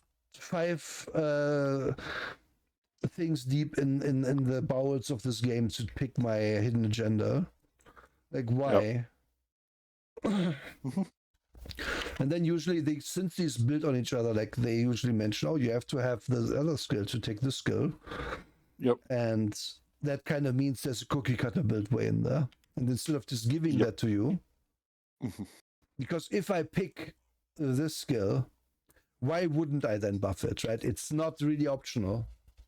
Yeah, it isn't. It isn't. And that's just one of the problems with it right away, is that a lot of these build on each other, and it's not in a way that you want it to be like. Yeah. You have so few choices. Yeah, and I say it's not optional because yes, it is technically optional. You can build wrong. How about you don't though? How about you pick the stuff that actually works with each other? And yeah, that's this class. And they're basically about like faking people out and being good at diplomacy and that kind of thing. Disguising, being smart, analyzing information, so on and so forth. Yep. Yep. So yeah, it's Bard. Yeah. Right. I'm confused why they only get 5 skills. Yep. Go back up and look at how many skills they get. Yeah, 8 plus intelligence modifier. So you're supposed to pick the rest, I suppose. Yep. Okay, they are not full. And these are not full build. These are example builds. So you can pick one quick build and then add to it, I guess. Yep. Yep. The reason why it lists those skills is that those are the skills you're going to need for that build. Mm-hmm. So 5 out of your 8% skills are already spoken for every time. Love, culture is good. I think everyone else gets culture. Should just get culture because I guess this whatever the fuck, it doesn't matter. And we have mechanic. So Gaio Tinkers is a drone. 15 attack. Congratulations. You get, I think, 4th ref. The other person got the deck. Got to ref Wiz, I think. Yeah. So ref will. So it will work every time that you have one bad save. Yep. What is the mechanic right away? Oh, you built a drone. You have a drone. It's your pet class, basically. There you go. Yep. You're a World of Warcraft hunter, and then if you don't want that, you can pick the Exocortex, which is always the worst option. Yeah, which is just like you don't have a drone, but you have like a bit more stuff. And that's the class. But then that's it. Action economy. Yeah. So yeah.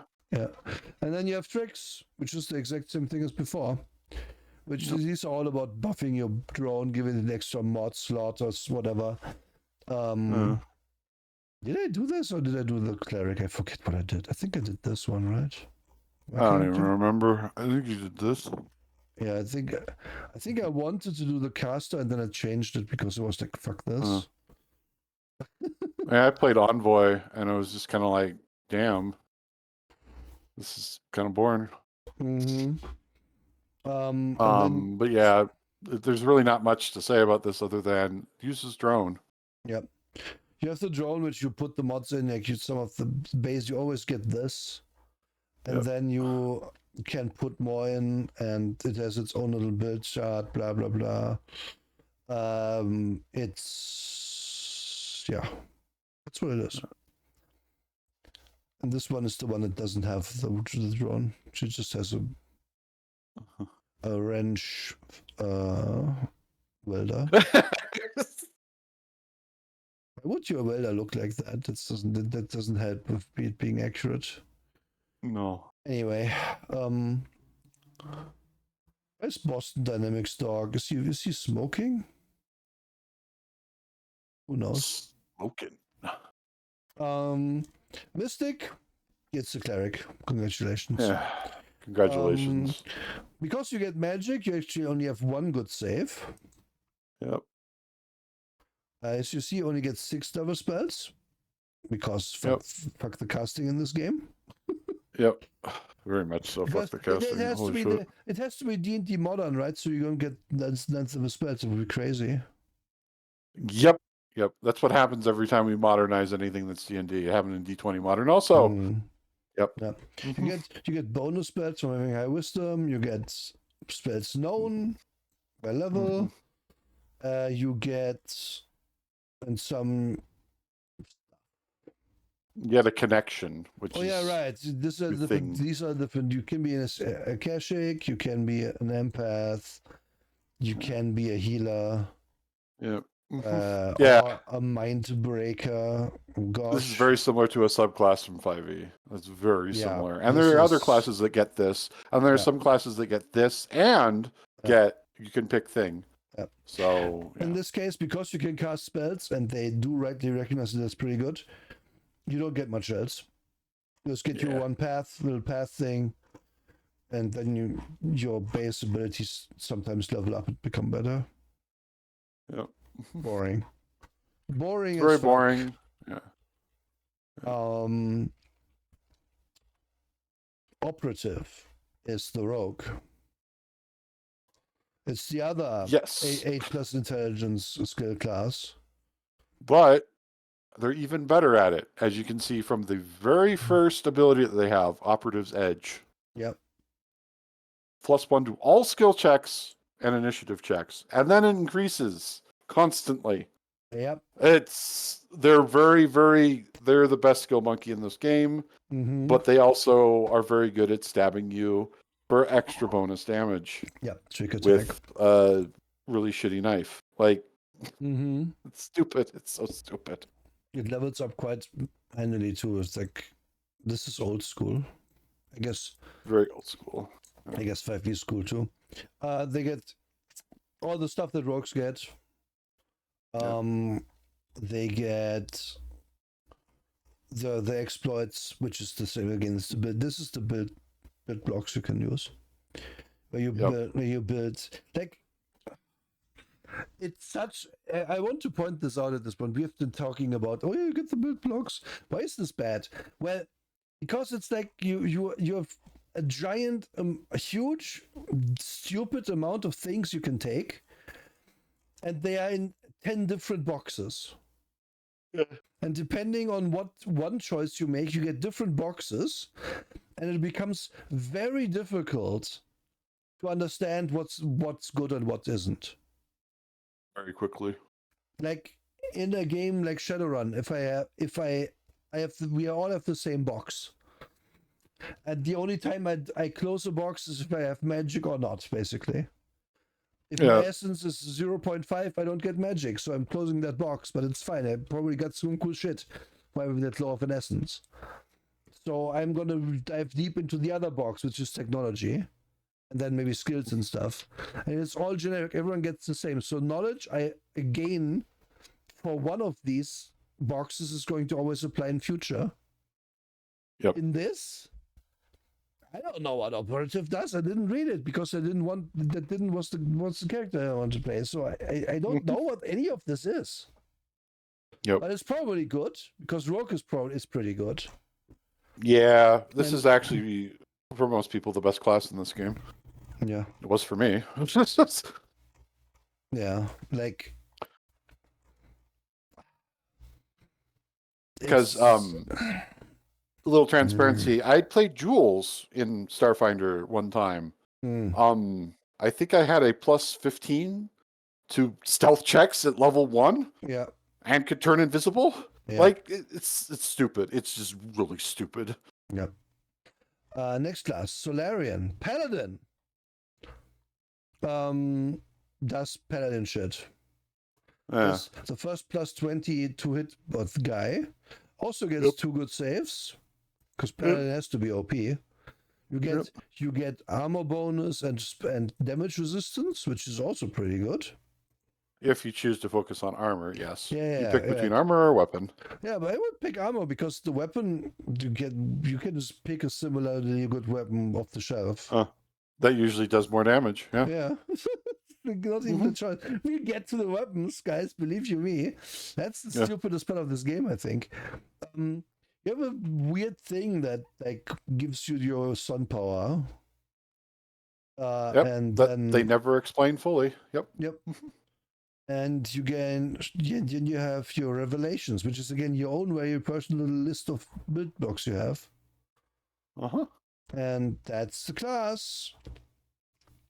Can be this guy with his dark spear, or this guy who has like a little sun next to him.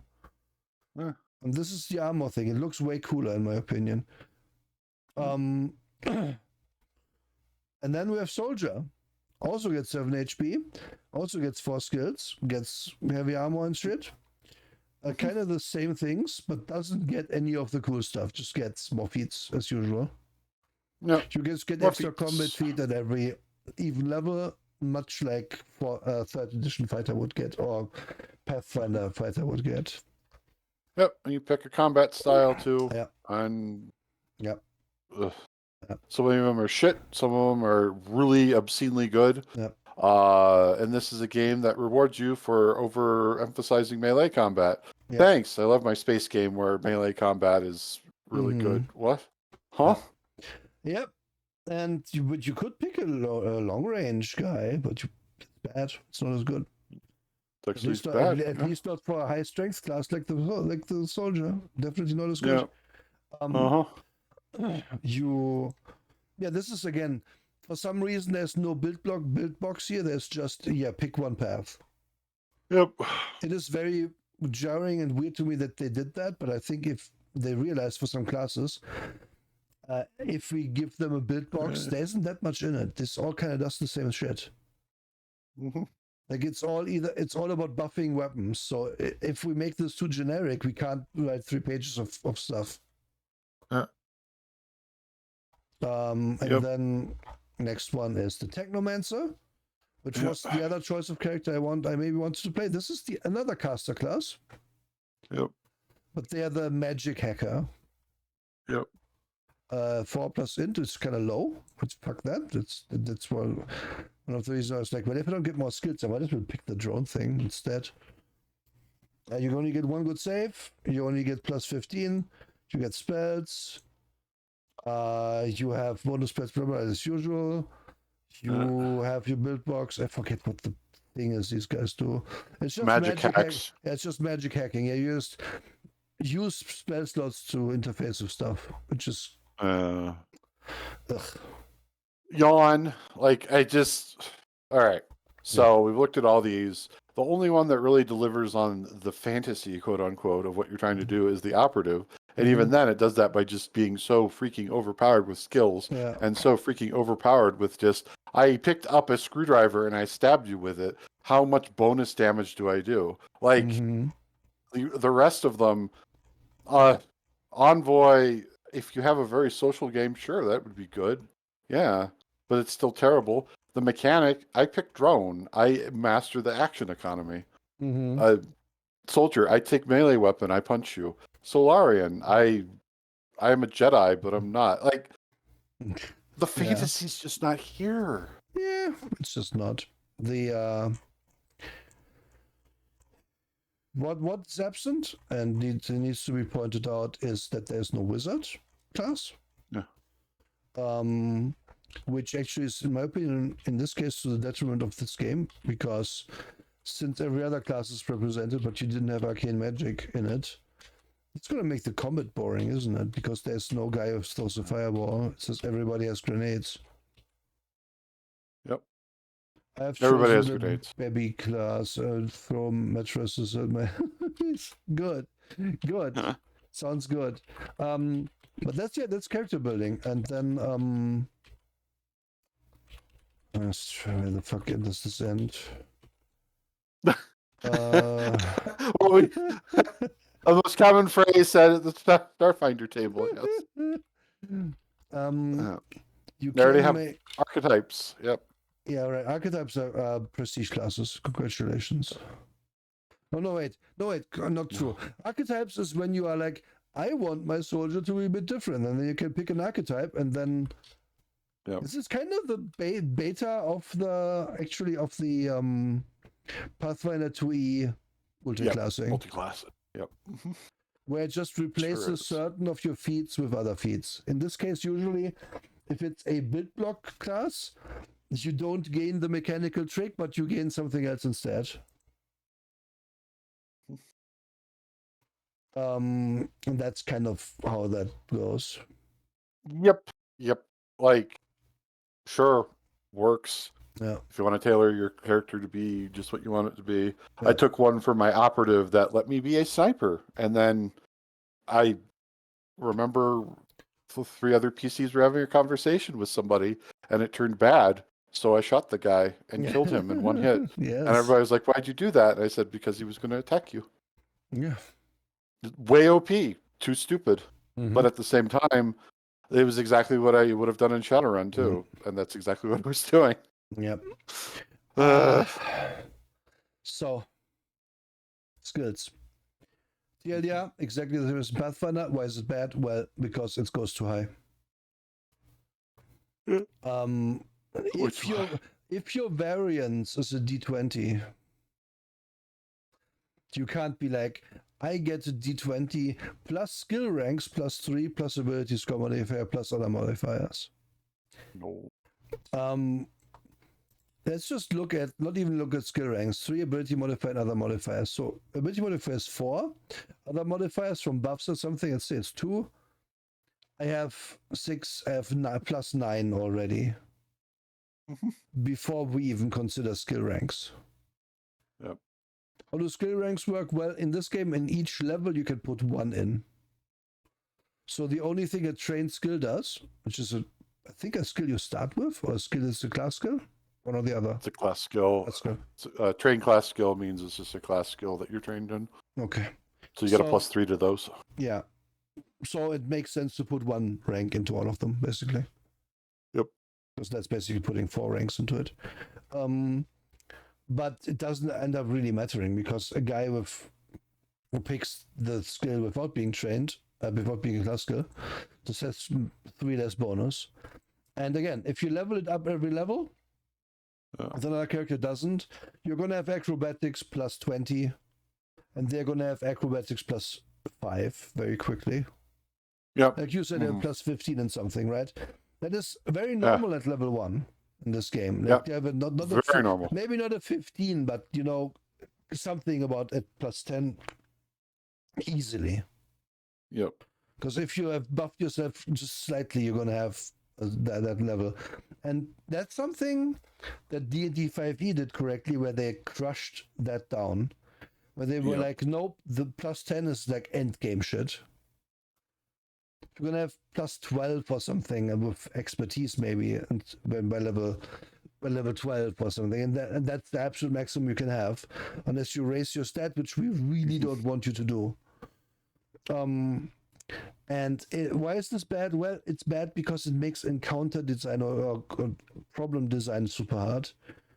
Yeah. It only works in the case, okay, I disarm the trap. Well, did you level trap disarming every level? Yes. Okay, cool, then roll the dice. No? Well, you can't succeed.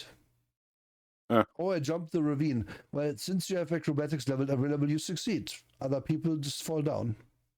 It becomes binary pass-fail without even having to roll eventually. That is bad. It is not really... Like, there is a difference between Han Solo struggling to do something versus being good at something and succeeding easily, and Han Solo falling to his death immediately upon encountering something he can't do well, because it's a high-level adventure now. Yep. And also, the DCs for everything are weirdly low or high. Like, recall knowledge, very difficult questions. Either you know or you don't at some point. Like, what the fuck? This list has really a great one. Why do we need this? We have already got it in the characters, but whatever. It's fill some space, I guess. Grapple or pin, 10 plus grab plus KAC. It's 2 ACs in this. This is kinetic armor class. Yep. Restraining by blind binding, drop 20 plus 1.5 opponent's CR. So level 10 character, 35 to get out of restraints. Level 10. Yep. This was when they started just going, no, we're just going to use CR directly for calculations for a lot of things. Yeah. And that's when they really lost me.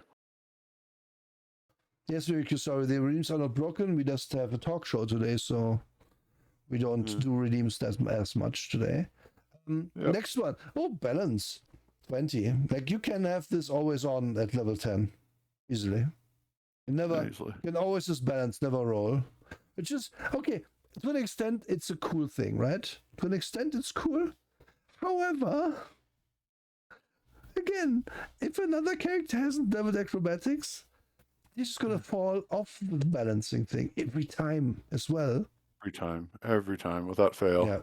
Because whatever is challenging to you is the death sentence to everybody else. Yep. I do love the idea of hovering, like, acrobatics is to hover in a tornado.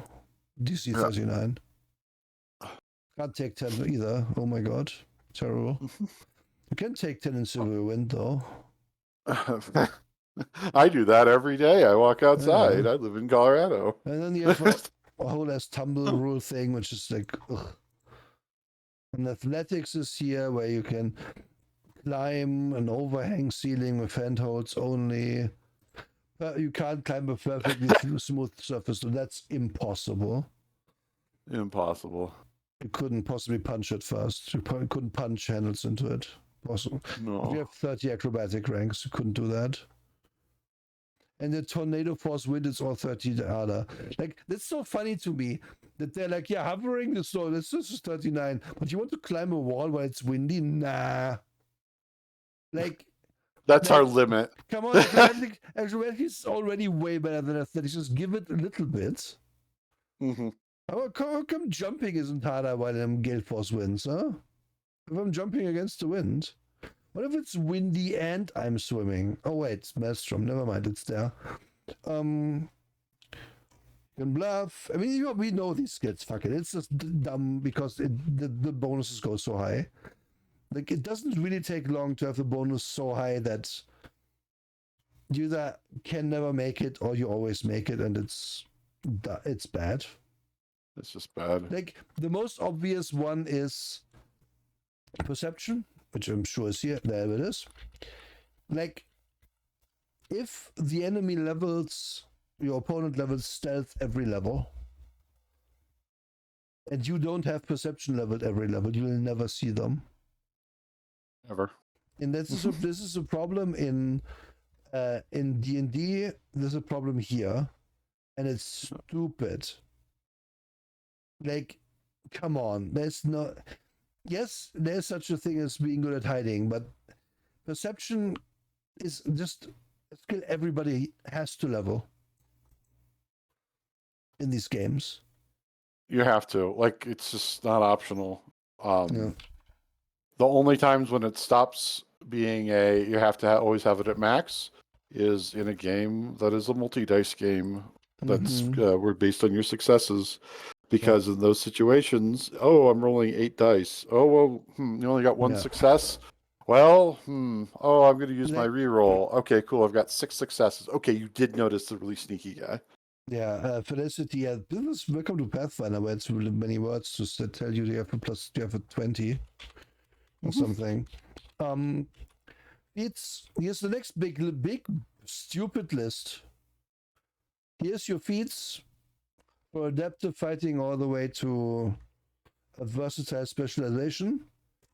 Here's what the prerequisite is. Here's what they do.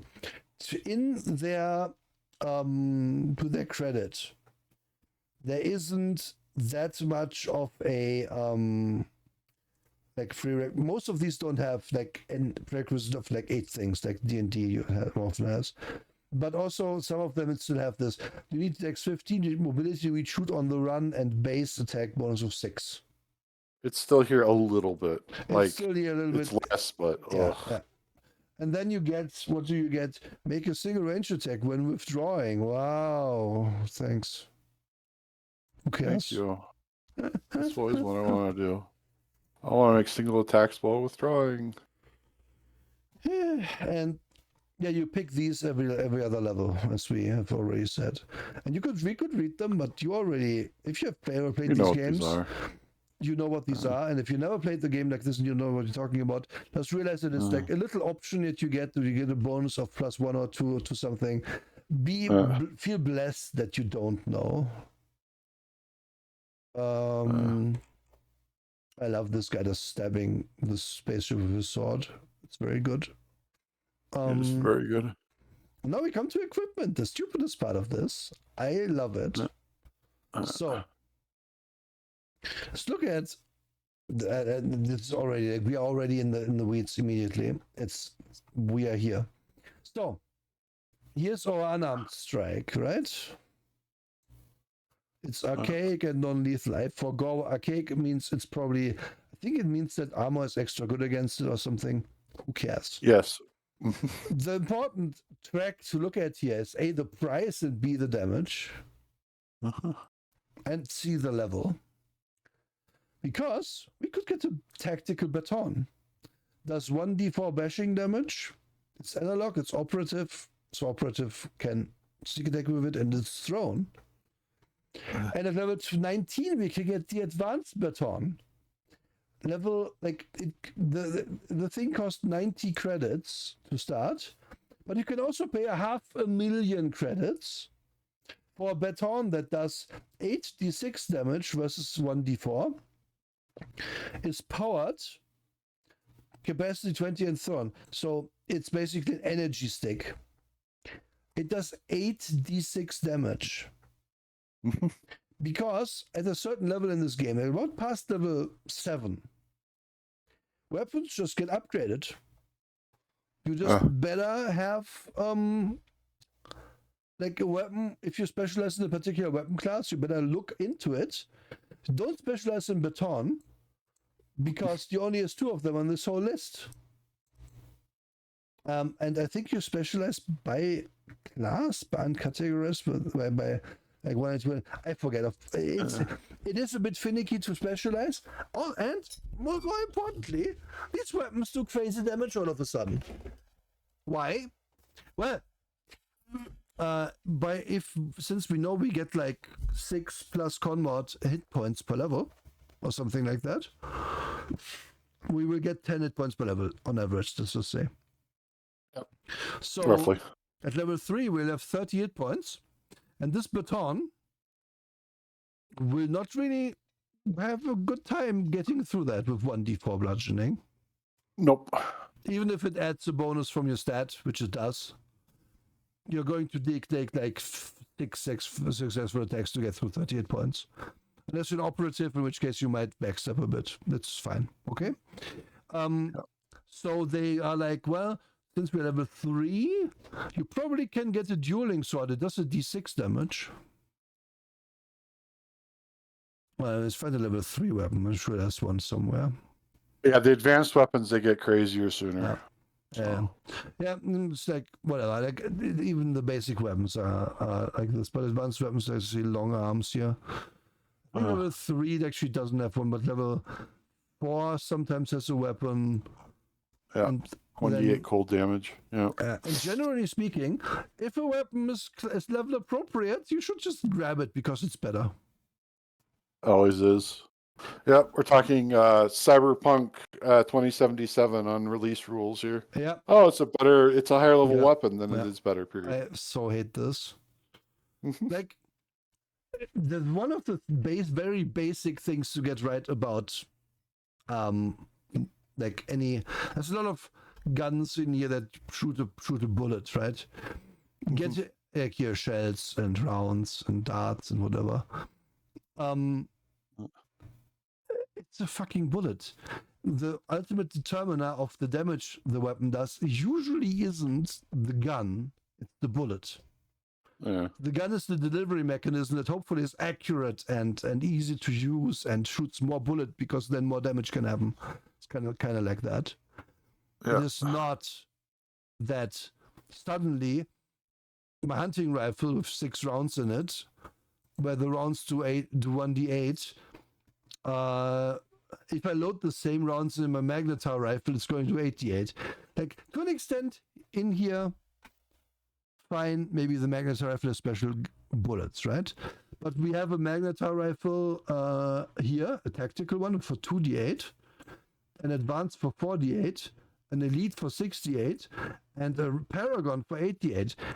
Are they all using different ammo? Who knows? Probably not. Maybe yes. Yeah, leaves us alone with that thought. Yeah.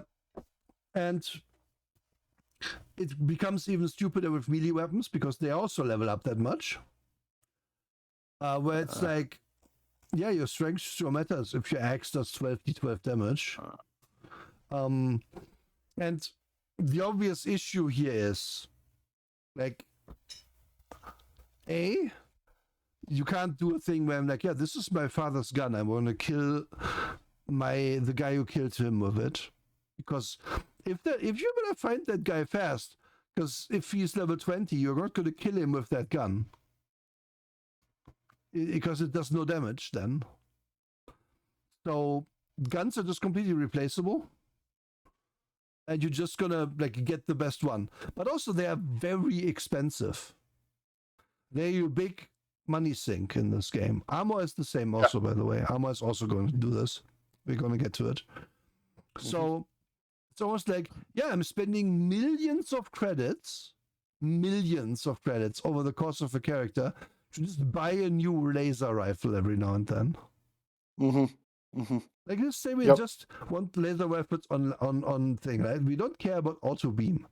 We are paying 425, then 46, we are at 5,000, then we are at 20,000, then we are at 70,000, say, then we are at 320,000, and then we spend, we are at the million at the end, 1.1 million. and some like small change, just Yep. to stay on curve for weapon damage. And there's another reason why this is stupid. They give strength, like they give hit points per level. And the way it works is like for the first few levels, it's kind of like all the weapons do one dice of damage. Like if you look at anything here, let's find a bigger list here. Like the 200 weapons, like we have this thing is a D12, and then this thing is a D8, D10, D10, and then we get to the 2D8 or 1D10 stage. Why would you ever get this? Only because it's blocks, I guess, maybe, and it can stun. But still, at this point we have 2D8. So the first 5 levels or so, we're gonna have 1 die of damage. While you have 50 hit points at level 5, you're gonna do 1 die of damage. So it takes kind of, let's say, 5 rounds of hits to get downed, more or less. Yes. At level 20, weapons can do stupid amounts like 12d10 or 14d10. Yep. So 12d10, that's an average of 5.55 damage.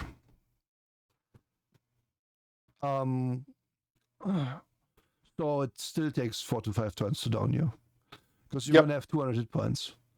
And that's the whole reason this happens, is that they are like, well, we can't have fights take 55 turns. That's it. Yeah. There's a very simple term for this, and it was done in 4th edition D&D to death as well, in almost the exact same way. MMO scaling. That's all I need to say. It's MMO scaling. That's exactly what it is. Anybody who pretends that it's not MMO scaling, go back and play an MMO, and remember the 0.9 DPS dagger of the starting rogue versus the 100 DPS dagger later. Yeah.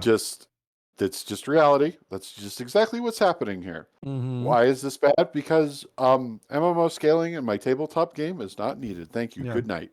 Like, they correctly identified that the fight can't take that long.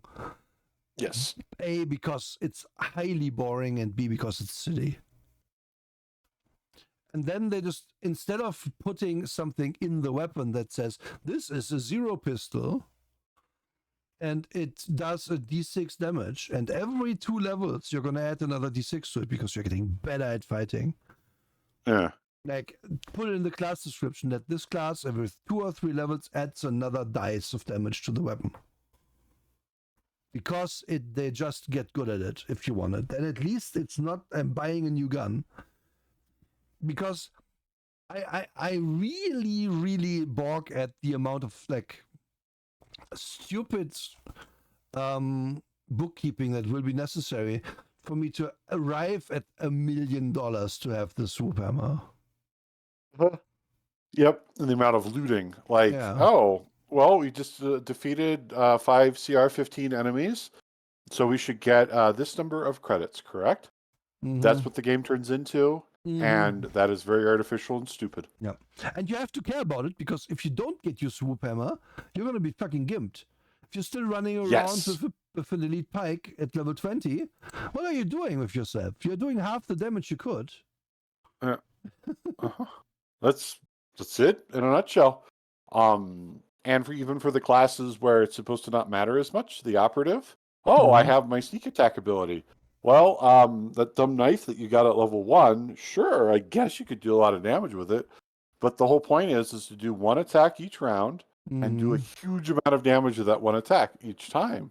You want the 10d10 sniper rifle plus the 10d8 from your class special, because that's all of your damage is the singular hit. Yep. And yes, Alex, like, there's other ways you could do it, but this thing, don't do it like this. This is terrible.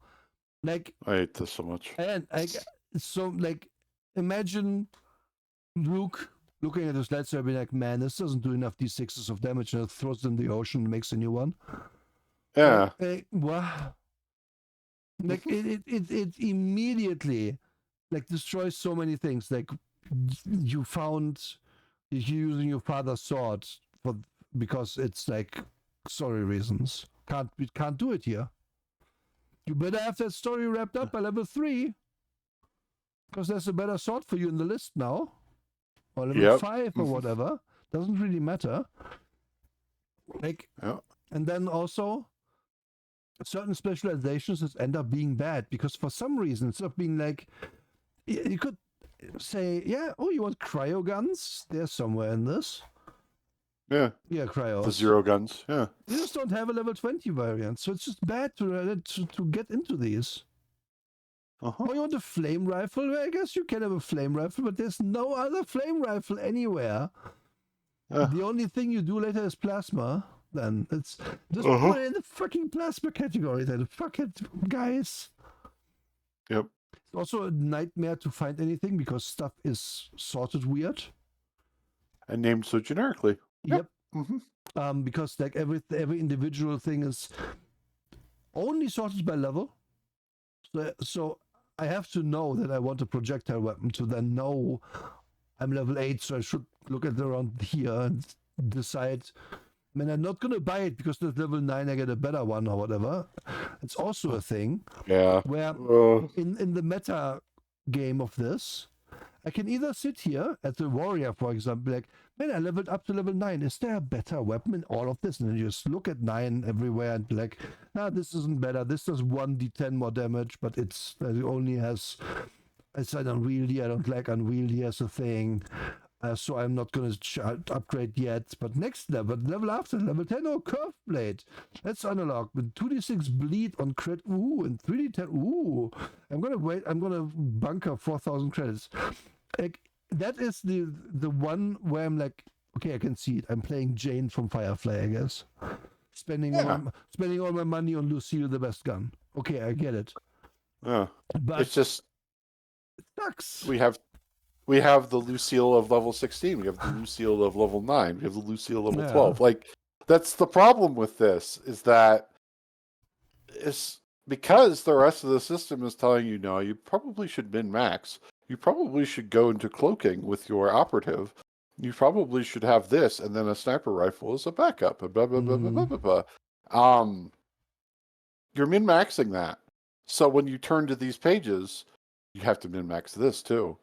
And then you have to min-max the next thing after that, and so on. Yeah. At no point during all of this am I making a role-playing choice. Yep. And then you have like stuff like the sonic guns, which are actually AoE guns, but doesn't say it anywhere in here. Nope. And flamethrowers also AoE, which where their damage is like... Well, they have explode 10 feet. Okay, maybe they do mention maybe sonic guns. Maybe remember about sonic guns. Who cares? This is a terrible way to do it. Grenades also level up in much the same way. Yes. As I found out. Oh my god, that was painful. Yep. Like, imagine, you find a frag grenade. Which number is next to it? Oh, a 2. Oh, that does 4d6 damage before the one does 1d6. What the fuck? This is like, this makes more sense in fantasy, where the alchemist is just better that you know now. So he makes you a better fire exploding potion or something. Yep. I'm willing to accept it there way more than here, where someone is just like, today is Monday at the grenade factory. We're making shitty grenades today because everyone loves shitty grenades that are bad. Yeah. Yep. Like, because you start thinking about it harder, and you're just like, this is only intended for level 1 Vietnam. Over there is level 7 Vietnam. Yeah. We use the different frag grenades for level 7 Vietnam. Yeah. What? And that's really also, like, we haven't even talked about it, but that's the one that really falls apart for me. Again, Luke throws his weapon away and gets a new one. In the logic of the world, how does anyone make the hunting rifle still? Like, how does anyone make scatter guns? Like, I get it. The level 20 Seeker Paragon rifle probably has like a mini black hole in it, and it's hard to make. Fine. But you can't tell me that we can't have a big plant that makes this tactical Seeker rifles for everybody. And then you cut at least the first 10 levels out. realistically, in anything. And then obviously the other levels still also like it's stupid to the max and doesn't make sense in the world building of this at all that these shit guns would exist when the good guns also exist. Like when this isn't World War II where they drop leaflets about making pipe rifles over France because then the French resistance can make pipe rifles, and they look at this like, guys, are you stupid? We are stealing guns from the Nazis. Like it's like so dumb. It's very dumb. Real thing, by the way, and yeah, really also not very effective. No, really not very effective. And look here, like here's the prices for things. Round small arm, round long arm and sniper, rounds heavy. Oh, okay, cool. So there isn't a difference between buying small arm rounds for the submachine gun at level 2 versus the black hole emitter at level 20. Okay, sounds good. Yeah, you just put the same ammo in there. Yeah. Grenades get more expensive. You can pay $200,000 for, well, $50,000 for a big grenade. Yeah. Or grenade arrow in this case, who cares? And then armor, also the same. Wait, this is still not armor. This is Solarian weapon crystals. Yes, this is the part that hit me so hard that I really hated. The central point of the Solarian class is I have my cool weapon or my cool armor. What the fuck do you mean I still need to spend more money on a crystal? I thought I emitted all of the stuff using solar power or gravitons or something. Yeah. No, this is supposed to be exactly like Luke or exactly like being a Jedi, except you only get these crystals if you want to add on something. So as a result, you can emit your lightsaber force without needing the lightsaber. But if you want the lightsaber that does burn 1d6, then you have to go pick up a crystal. Oh my god, just shut up. I hate this so much. Alex, realistically, and what really happened historically is that they would lure the Nazis into ambushes and knife them with a knife or a similar weapon, and then they would have a gun. Usually, do something risky to get it. Usually, young women would just entice them with like sex and then kill them. That's what happened a lot. And good for them. Good job, guys. Good job, anti-Nazis. Well, whatever. This is very, very off topic. I want to get to the armor. Like these weapons have a shit ton of stuff in it because, of course, on crit they do something. They have like abilities like sniper thrown, blah blah blah. Like you can imagine what that all does. You have like it's just very intricate and not very interesting. Yeah, it's melee weapons. To get to the armor, weapon fusion prices. Oh, you can make double weapons. Like you can like I forget. I think they change shape or something. Use armor. More interesting. Armor also costs similar amounts of money. What does it do?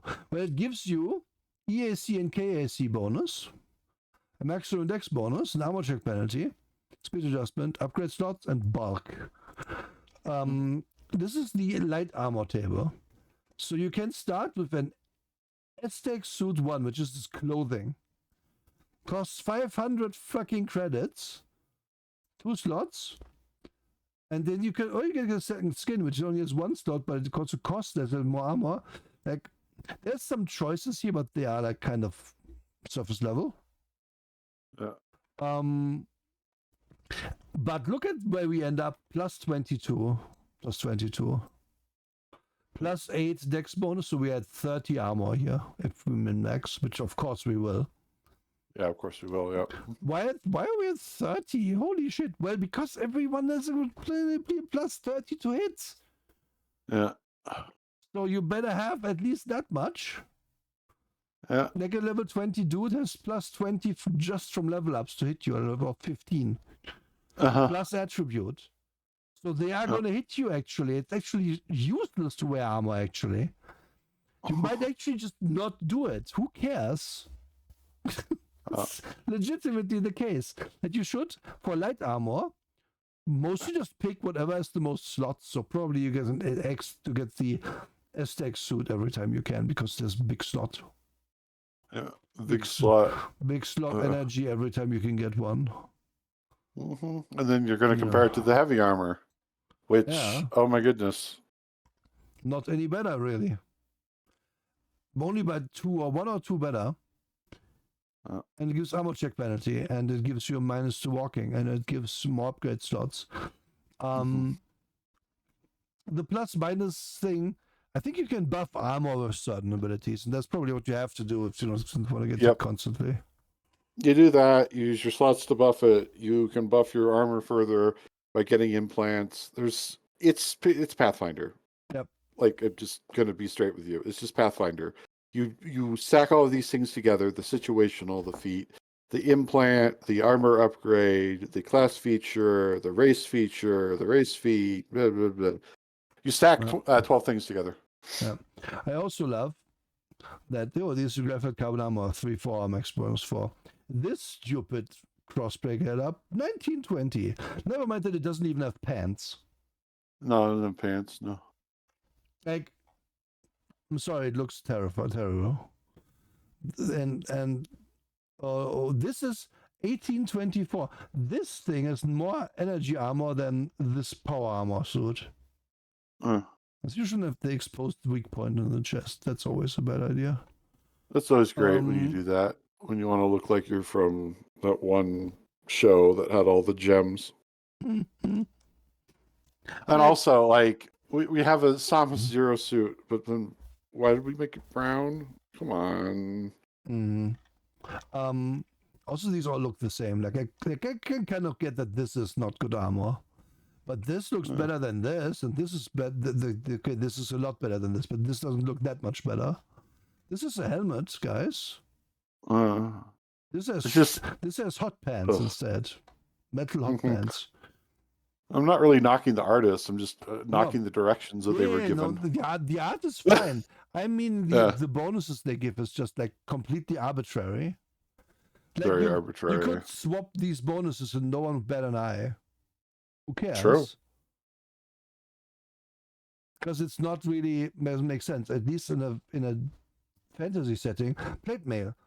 You look at plate mail, it looks like this, and you're like, yeah, that looks like armor to me. Yep. And that makes sense why there's better AC.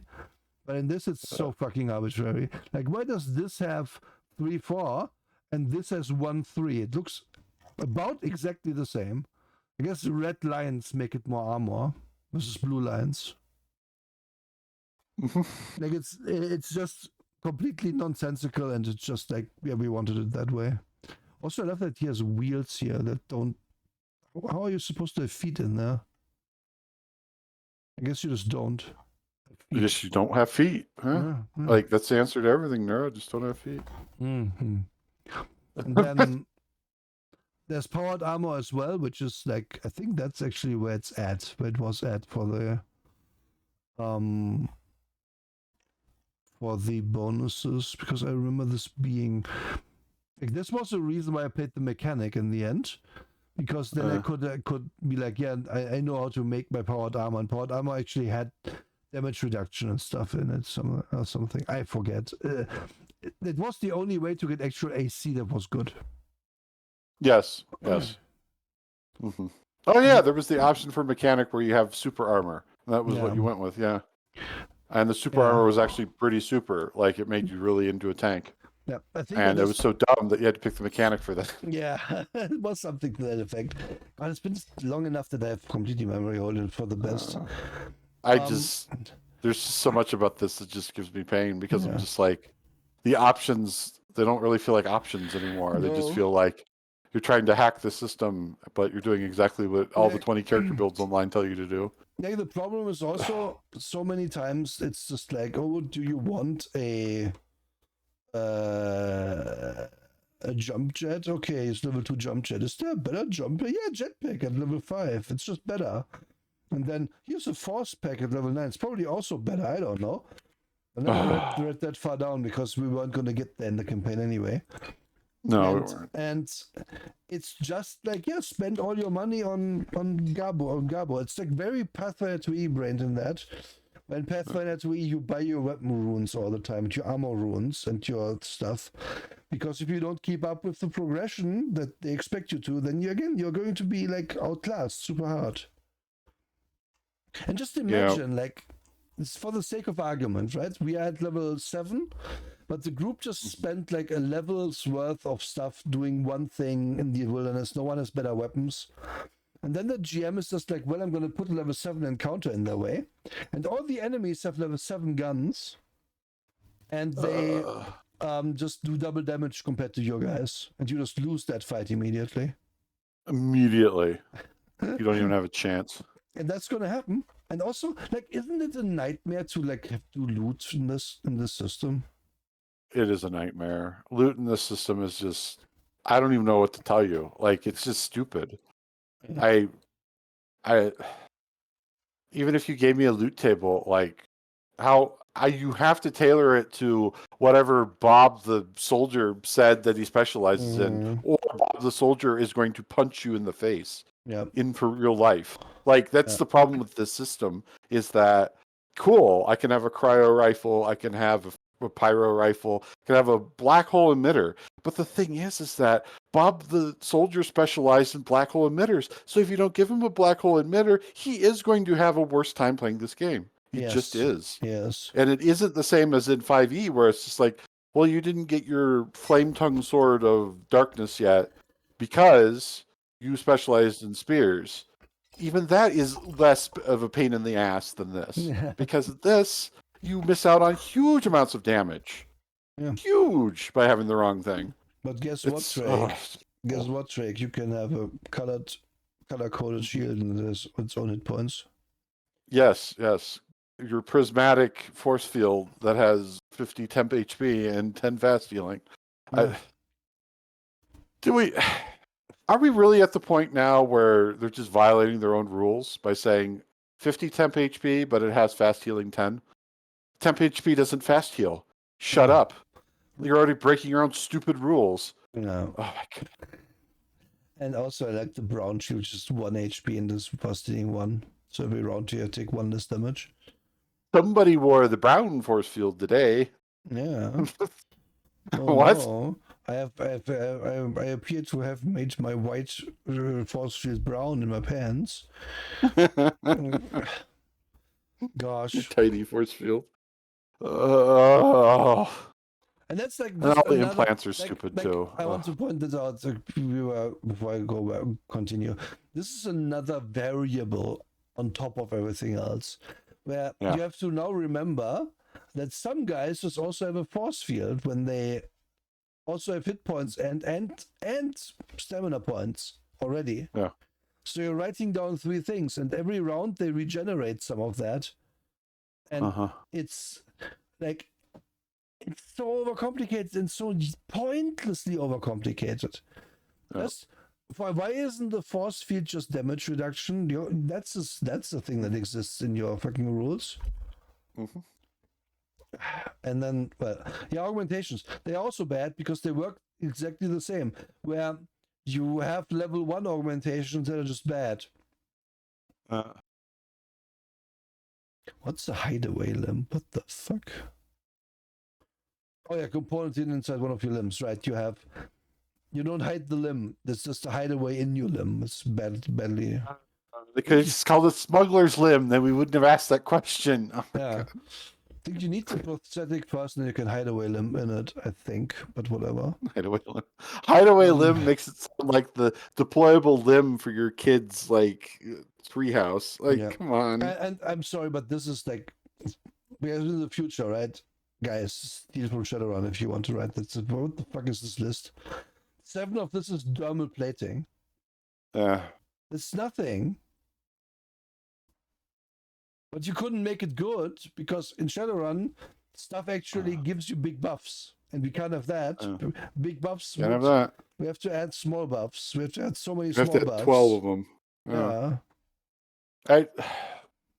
This is just what I'm talking about when I'm just like, it just makes you tired. It just exhausts you because you spend all of your runtime devoted to number go up. And that's why when we're talking about multi-classes and I don't want to interfere with my number go up, I mean, that's cool. There's 12 other ways for number to go up, even in 2E. So, Yeah.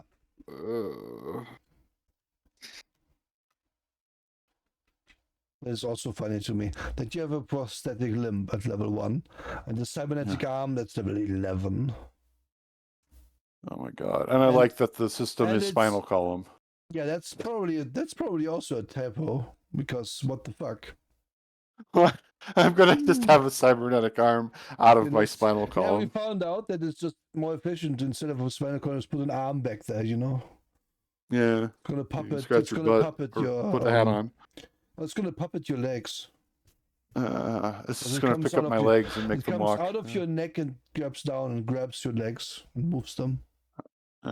Just one after the other, very quickly though, because we have a complete speed suppression too. And I would say, man, that might be a typo. This is the third printing PDF, so I don't really. This is the third printing. That's part of the reason why I sent you the third printing instead of the first printing, was because I wanted to illustrate, even though they had time to correct things, shit's still fucked.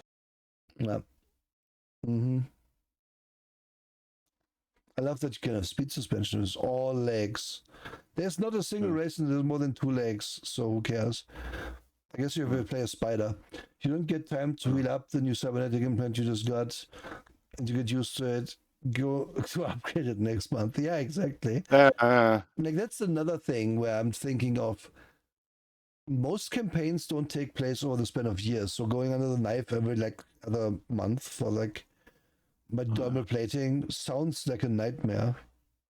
Just put the good dermal plating immediately, please. No, it's too expensive. No, not the good dermal plating. And then we're gonna page down a few times, see where we land. Modules. I forget. Oh yeah, we also pay out of our notes for computers to hack with. Course. Oh my god, I hated this section so much. And they have firewall. They have stupid rules for firewall, and this is all just so the technomancer can do stuff. And you can have shock grids, which I don't remember. This doesn't matter. It's just like it's just so more stuff on stuff for stuff. So much stuff in this that is just like so very, very superfluous. Then you're probably going to get more use out of the fucking flashlight for 1 credit than out of most of the shit you buy at higher level. Unless, of course, you have low light vision, in which case we don't know how low the vision goes. His vision all the way down. Also, the last lock you can buy is level 14. Yeah, level 14 lock. If you want a more improved lock, well, that's when you go and you buy an Astral instead. 3, 6, 14, that's it. Fuck you, game. You don't even have to list this. Just have it be a variable number. It's always how the DM's going to do it anyway. Yeah, exactly. It's, oh my god. Toolkit, engineering specialty. Why is that one individualized? Why is a normal toolkit 20 credits? Why does it say level squared times 100 for one of those entries? I don't even know. At the DCs for these locks, because I found an exploit, I think.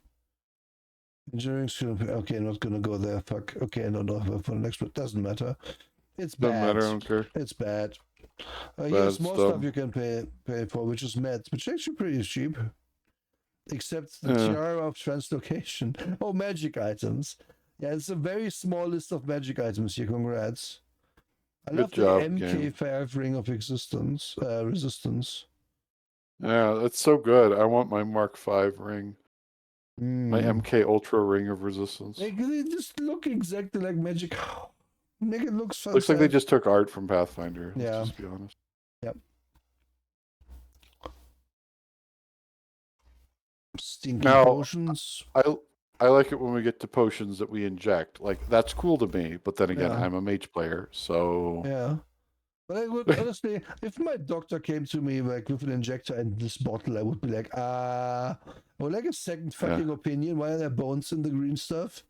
Why are there bones? Yes.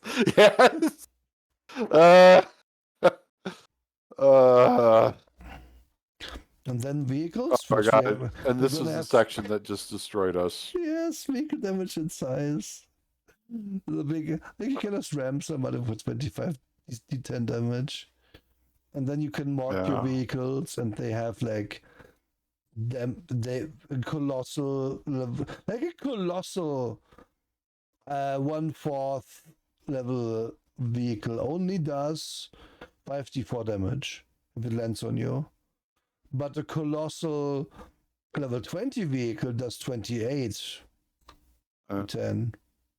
This was thought out, This This is really thought out. This is the smartest way to do this. If the Death Star was just low level, it wouldn't be able to destroy a planet. Unless the planet is also low level, of course. Yeah, because you like. Oh my god! I think you just broke your brain with that. No, it makes me want to say. I guess Alderaan was just a level 4 planet. Like that's where we're at now. We're saying Alderaan was a level 4 planet. That's why the level 7 Death Star destroyed it. Like that's. It's not breaking me so much as that's exactly what this whole system is, and that's bad. I don't like that. Yep. Like even the old Star Wars like RPG, yes, they had some funny things. Like if you were attempting to train a Tauntaun, it had an orneriness rating that you had to test against. But when you thought about it at the time, you're like, that's silly, that's dumb.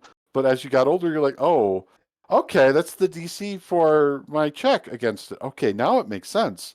Whereas here, your level 4 planet is going to get destroyed with the level 7 Chad Death Star. Like, also, and this is the next one, right? We are going to have the same shit with starships as well. These are currently vehicles, but starships also work like this. Yeah.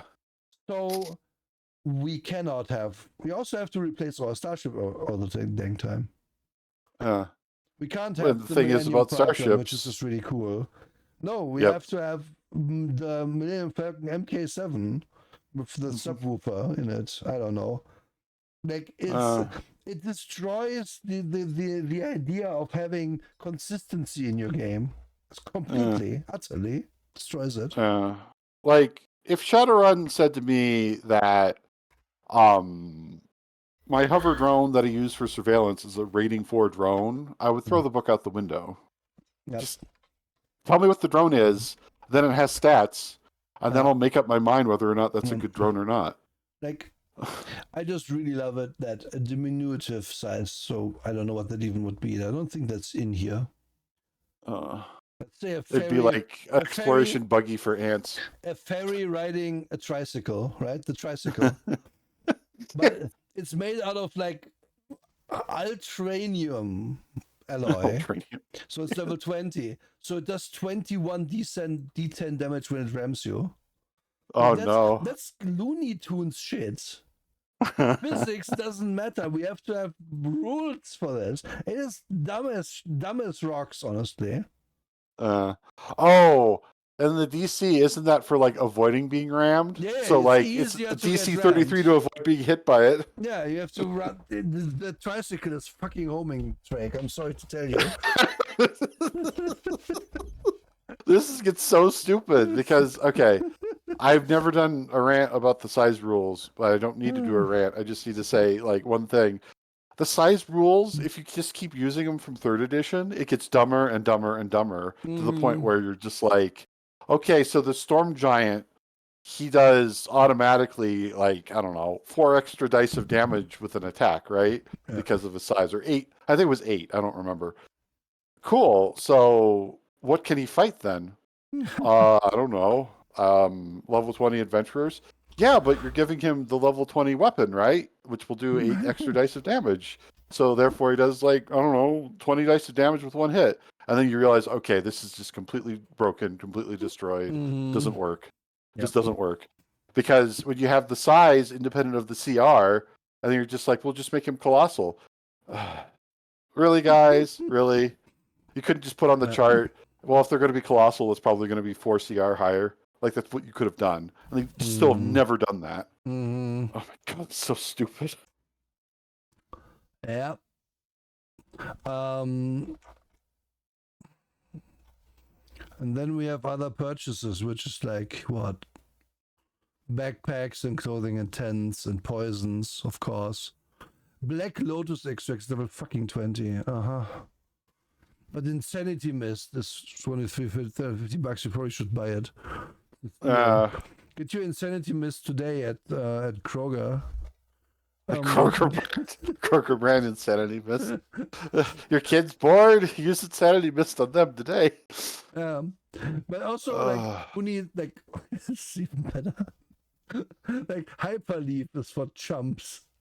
Mega opiate. That's Mega opiate. Oh my gosh. This game makes me Transdimensional. want to take mega opiates. Oh my god. There's other things here too. Like they try to do the lore of what things are made out of UPVs, of was it universal polymer base? Yeah. It's like this doesn't work. The economy that you're setting up for me here, it Yeah. just doesn't work at all. I mean, we have an exhaustive list of trade goods: fine art, gems, grain, textiles, common textiles, fine and universal thing. That's all the trade goods, guys. Nothing else. That's it. Or Nothing else. it. No. Like, why do people think I yearn for the medieval fantasy mines? Because the medieval fantasy mines will say trade goods and then list 50 things on it. Yeah. Like, they care about that shit. They care about some sort of authenticity or making it feel real for you, that wine should cost this much here, but if you go to their version of Arabia, it costs this much. Like, they give a shit about that stuff. Here, who cares? It's UPP. It's a really big grain, though. It's one bulk for one grain of rice. It's really big. Oh my god. Like, Thank you for putting on the chart one. Like, as if grain prices don't vary. It's also very funny to me. Yeah. Like, are you telling me, let's say hypothetically, that we destroy all grain shipments to Mars Colony for a month, and then we come in with all our stolen goods? They're not going to buy it for more than one. Like, clearly, they're hungry. They want giant grain of rice to snack on. So, give it. It's just pain. Like, all of these lists are so stupid. Yeah. Like, okay, so the reason why we're highlighting this is we've shown you bad games that have those sections. Mm-hmm. This is supposed to be a good game that, I don't know, hundreds of thousands of people play. I know that's a lot, but hundreds of thousands of people play. But they can't even get this part, like, even close to feeling right. Maybe I'm going to say to this, hundreds of thousands of people have heard of and said, maybe I'll play that one day. I'm not sure how many people actually have played this. Like, I don't believe this is actually. I'll say 100,000 people have tried it. Yeah, I know the Kickstarter for the game recently was a big success, but guess what? They can make it not stupid in the game, and they can make all the rule math for you, and then it kind of works, which is like how Kingmaker is playable. Kingmaker also sucks, but it's at least playable. This would make it fine CRPG. Yeah, it would. As long as you don't step off the rails ever. Yeah, no rail step off ever. Fighting, fighting works because you've played D&D before. Of course, this requires you use a grid even more. Yeah, you have to, of course, have myriad bonuses to everything, so that it becomes a math problem to fight. But it's exactly how you would expect it to be. It's exactly Pathfinder 1E, just with a different coat of paint. That's all. We don't have to talk about it. It is just how it is. Creature sizes are explained here. I find it's funny that 64 feet, like, this is so stupid. Like, let me just Google Saturn rocket, right? That's the biggest thing, one of the bigger things we've ever shot into anywhere. The Saturn rocket is 363 feet high and 33 feet in diameter. And it weighs 2.8 tons. No, sorry. Yeah, 2.8 tons. Depending, like, slightly on how the fuel, on the exact one. Wait, is it? No, wait. This is kilograms. Oh, 2,800 tons. And excuse me. There needs to be a size above this, which is basically a small spaceship. And they didn't put it because, of course, they're fucking Chart entered Tarrasque. Fight Godzilla off the setting. Yeah. It's dumb. Yep. Like, and even their own table knows it's dumb because they say a colossal creature is a 30-foot cube. Please, like in the logic of this, the car is the car is like 20 feet. It's a huge creature, 15 by 15 feet, weighs 2 to 16 tons. Kinda actually accurate, maybe a little bit. I don't know. It falls apart fast though. Yeah, the creature sizes are idiotic, stupid, and so are as everything about size in this game. Walk speed according to your foot level, blah blah blah. So many things. Let's just keep going. Your foot level. Oh my god. Yeah, here's the bonuses. So ability bonus, armor bonus, base bonus from their level, circumstance bonus, divine bonus, enhancement bonus, insight bonus, luck bonus, moral bonus, and racial bonus. So 1, 2, 3, 4, 5, 6, 7, 8, 9. 9 sources of bonus, of which usually they don't stack together. They don't stack if they are of the same category, but it can still happen sometimes. Yep. Because there's also the neutral bonus somewhere. They didn't even mention. I don't know if it's in this because we didn't play enough for that to come up ever. Point is, please remember that according that you have a +8 to hit, plus base bonus of 1, a circumstance bonus of 2 for this attack because you have the high ground. You don't have a divine bonus, but you have an enhancement bonus because of the sandwich you ate earlier. You have an insight bonus because you know the other guy hates you having the high ground. You don't have a luck bonus because you are Obi-Wan Kenobi. You're not very lucky by all, but you have a morale bonus because you are like you're a smug bastard. And then you have a racial bonus. Nah, you don't. But that's still like 5 ways to get a bonus. It's +7 again, +14. The next attack might be different though, so please keep doing math. Yeah, and that's the most important part of that. When I make the joke that you only get this bonus if Mercury is in your high house, like the whole point of that joke is not literal. Like literally, they don't have a feat that says that. They have feats that basically say that all over the place, and I'm tired of it. Yeah. Absolutely, Alex. The big problem with that is that Shraz could basically to walk into the big German strip mining arm. If he does that, I think we can strip mine him. We have the technology. Oh yeah, I know exactly what you two are talking about. The German strip mining arms. Yeah. The thing is just not mobile, so it doesn't really work. So yeah. Yes, you have to entice the Tarrasque there with Tarrasque pheromones, so that the German strip mining arm it attempts to mate with, so it destroys it.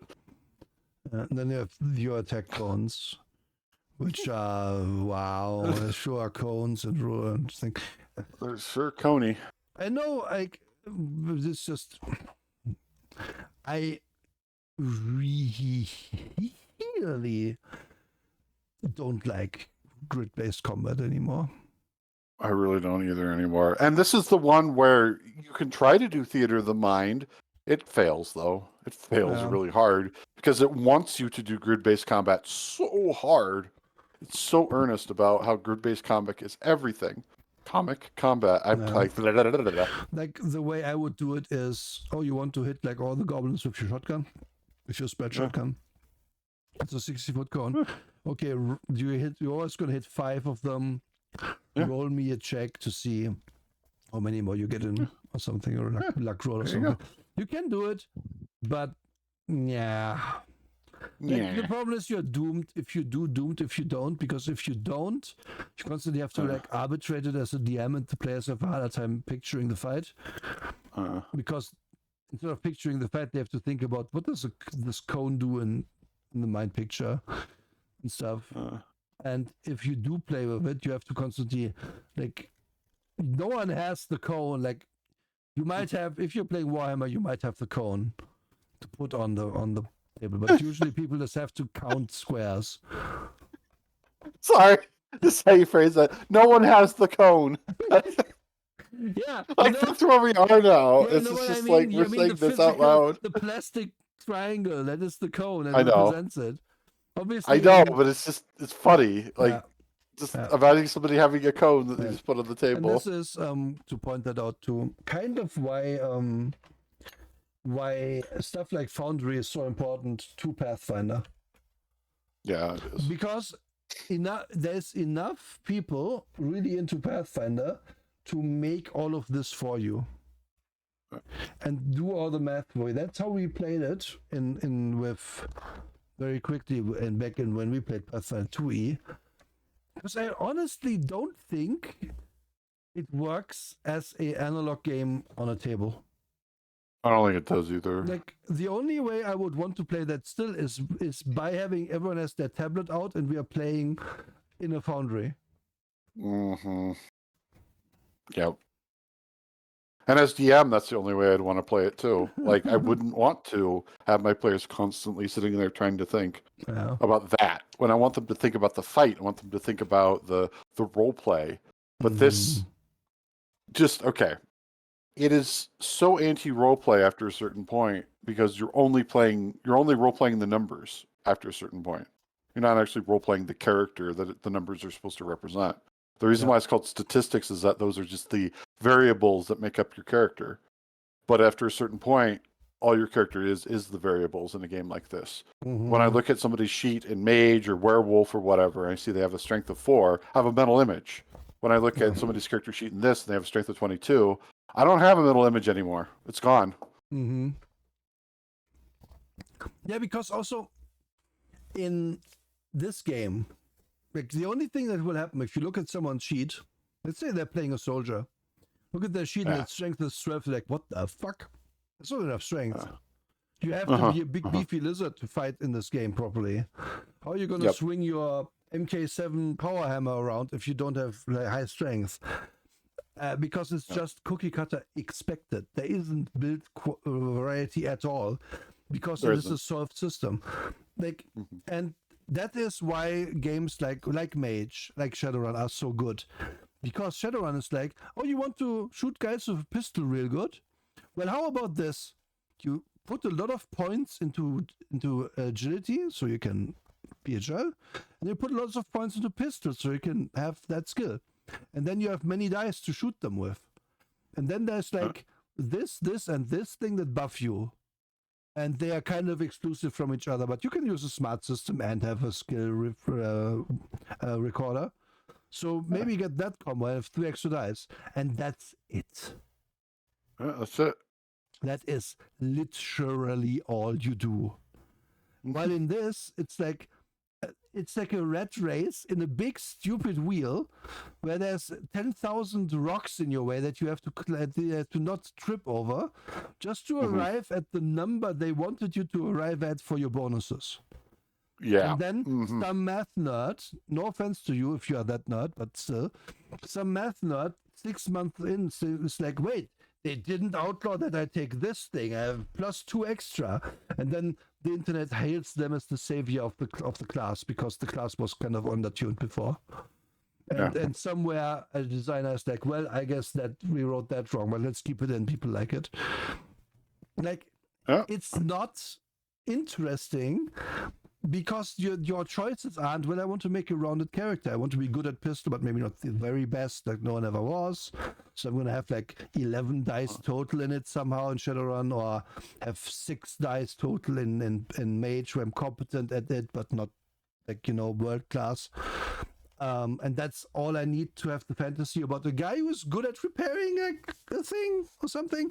No, in this I have to over 20 class levels, which are also already a huge doesn't make sense point, where it's like, what is a class level? Doesn't make sense. Like, it never made sense to me. I understand it. It's not hard to understand what a class level is, but it doesn't make sense ever. No. Like, why is a guy a 5th level fighter and another guy's a 7th level fighter, and why is the 7th level so much better at it? And you have to be like, well, at first level, I will take kitchen repair focus to have +4, and then but to sinks and fridges, and then at second level I can increase that bonus and widen it out to all kitchen appliances, but it's a +3 instead then. But I take skill expertise in kitchen repair, so I have a +5, and blah blah blah blah blah blah. And it's like to have 20 items listed, to have your +95 bonus to kitchen repair, and then the game is over. It's like stupid. And you illustrated it great by saying kitchen repair, because that's the thing. You're emphasizing everything so you could be really good at kitchen repair. Whereas, let's just do Shadowrun, let's do World of Darkness. All right, I've got my 5 dots or my 6 points in knowledge, street gangs of Seattle. Cool. That's not the thing that I'm going to be doing for the whole campaign to advance to. I advanced that one thing early because I wanted to. Yes. And the other thing that's good about multi-dice games in that regard, very, very good about that, is if I have 6 dice to shoot a guy, probably going to hit him. Probably going to do some damage. Probably going to feel good about that turn. Yeah. If I have 10 dice to hit that guy, probably going to hit him. Pretty much guaranteed going to hit him. Probably going to do a bit more damage than the 6 dice person. But it's also a way bigger investment in this game. The opportunity cost of having 10 dice in something is that I have less skills elsewhere. Yes. And that is great, because I have always been a big proponent in Shadowrun specifically, but also in Mage and stuff, of the multi-threat character, the multi-talented character, who doesn't have the highest skill in anything, but who does have lots of competent things they can do. That will give you lots of options in any situation, lots of things you can try, the same thing. Give you the ability to always have some ace up your sleeve, and your character feels cooler than if they were the best at just one thing. And all of D&D and all of Pathfinder is about being the best at one thing. And that one thing is rolling a high to hit bonus. Yeah. Usually. Yep. Or a high skill bonus in case of skill monkey builds. But that's kind of it. It's like, you can objectively say, if you didn't have this, and this stacked on your character in Pathfinder or D&D, you just build it wrong. You are statistically worse than another player character, and it's going to come up all the damn time that you have a harder time with everything. While in a game like Mage, Shadowrun, whatever, Vampire, yeah, sure, I don't have this one thing. I don't have the ability to just... I don't know. It's good to do Vampire. We haven't done Vampire yet. Let's give a Vampire example. Like I don't have celerity, so I can't attack 5 times per turn. Or I have a bonus of 5 on everything I do in a turn. Depends on your version of the game and how it works. So I can't do that, but I can become just invisible anytime I want. Which is better. Situational, right? In this, you will never have that question. Like, there isn't a second track where you can just do another thing and it's just as valid. It just isn't. It doesn't exist. Yeah, and then again, due to opportunity cost stuff, would you rather, let's say you have 30 dots to distribute, right? Would you rather have 10 in 3 skills or 5 in 6 skills? I would pick the 5 and 6 skills basically all the time. Maybe vary it a bit, that I have 4s, 5s, and 6s in some things. Because then again, I can drive a car really good. I can shoot a gun. I can melee combat somewhat. I can sneak, and I can whatever my 6th thing is. I can cook. And the guy who only has 3 of those, very high. Well, I can fight. I can drive a car, and I can cook, but I can't sneak. Either way, it's an interesting character build, right? But in this, there isn't even a choice. It's not a choice. You made all your choices when you picked your class. And then it's just the choice of doing it wrong or not doing it wrong. Very, very bad. Vicissitude, yes, Alexter, not a bad choice. Vampire does a good job of making every single one of those like supernatural abilities look really good. It's usually just a question of which one do I want to pick. Except Yep. newest vampire and presence. Presence kind of pants in that, but because they undertuned it. But in my opinion, but that's the only one I would say isn't that good. No, no. And this is also a philosophy of game design. This is the underpinnings of it. Mm-hmm. In Vampire, we're asking, how would you like to be awesome? Yeah. In Starfinder, it's how would you like to have more bonus to your attack roll? Mm-hmm. Which is the better fantasy? Yeah. Being awesome is better fantasy. Yeah, and Starfinder is like, which of these 7 ways to be awesome would you like? Because we only wrote 7. Which obviously also means you can't really replay this game very often because you're running out of ways to be awesome very fast. Oh, this now. Okay. Yeah. We had my favorite bit of this game, which, I mean, least favorite game, which is the chase rules shit. I'm just going to... So bad. Little anecdote, when we played, we kind of dove into this game a little bit. So our DM hadn't read this part. And then the DM was like, let's do a card chase. How hard could it be? And then the session ended an hour later with us not having done anything.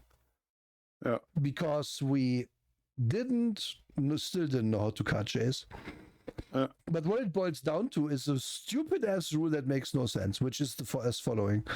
You basically have these tracks. You have as many tracks as you need, so to speak. It's just a question of who's in front, who's in the back, and who's in between.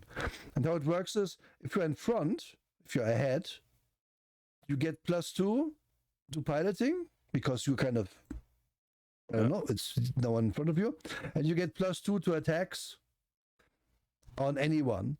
And if you're in the middle, you get piloting checks versus this guy and attacks against this guy. So it's kind of like geared towards escaping being a bit better, question mark? Because you kind of pick where you go.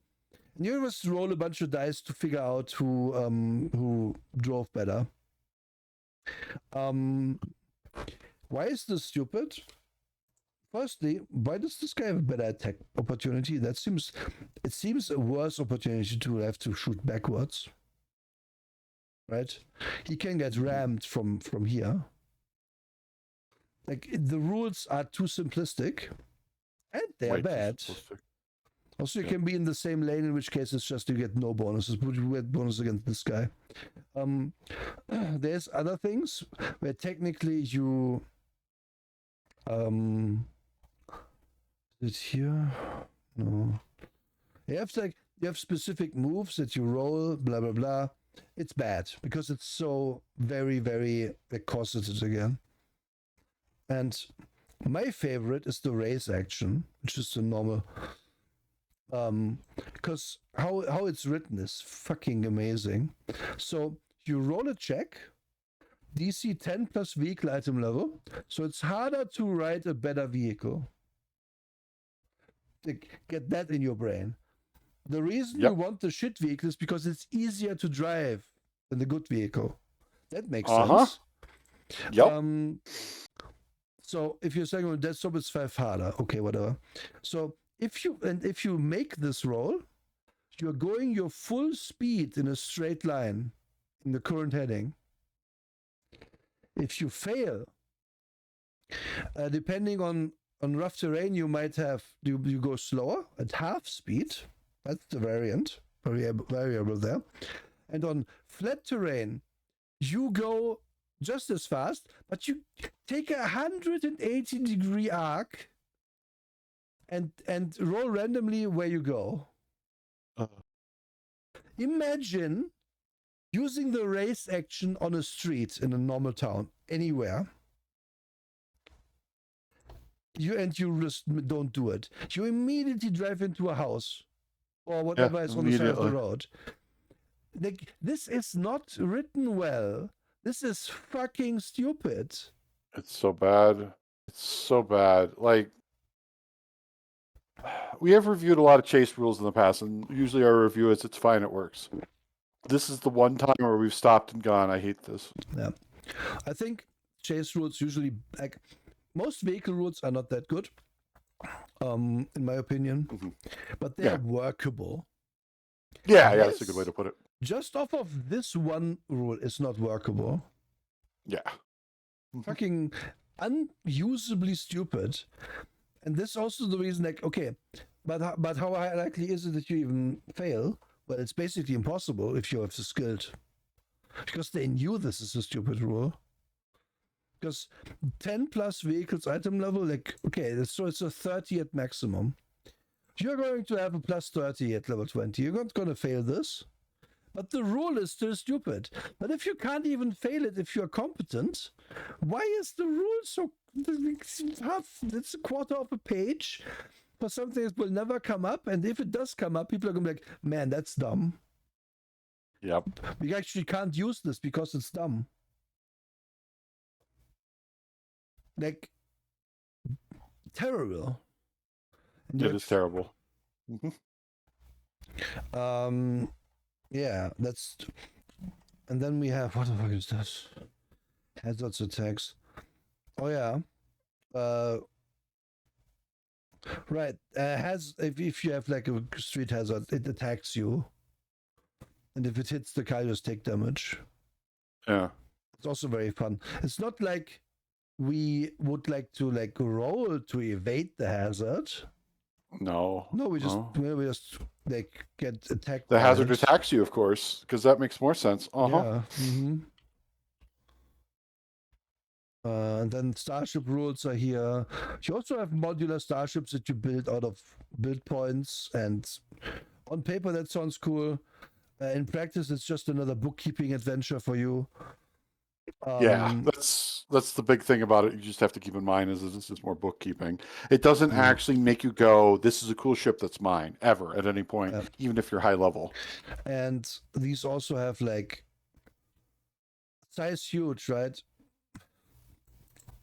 So bad. It's not even gargantuan. Like, her racer is tiny. How does a medium person pilot it? Like, this is space sizes, must be. But they don't say that.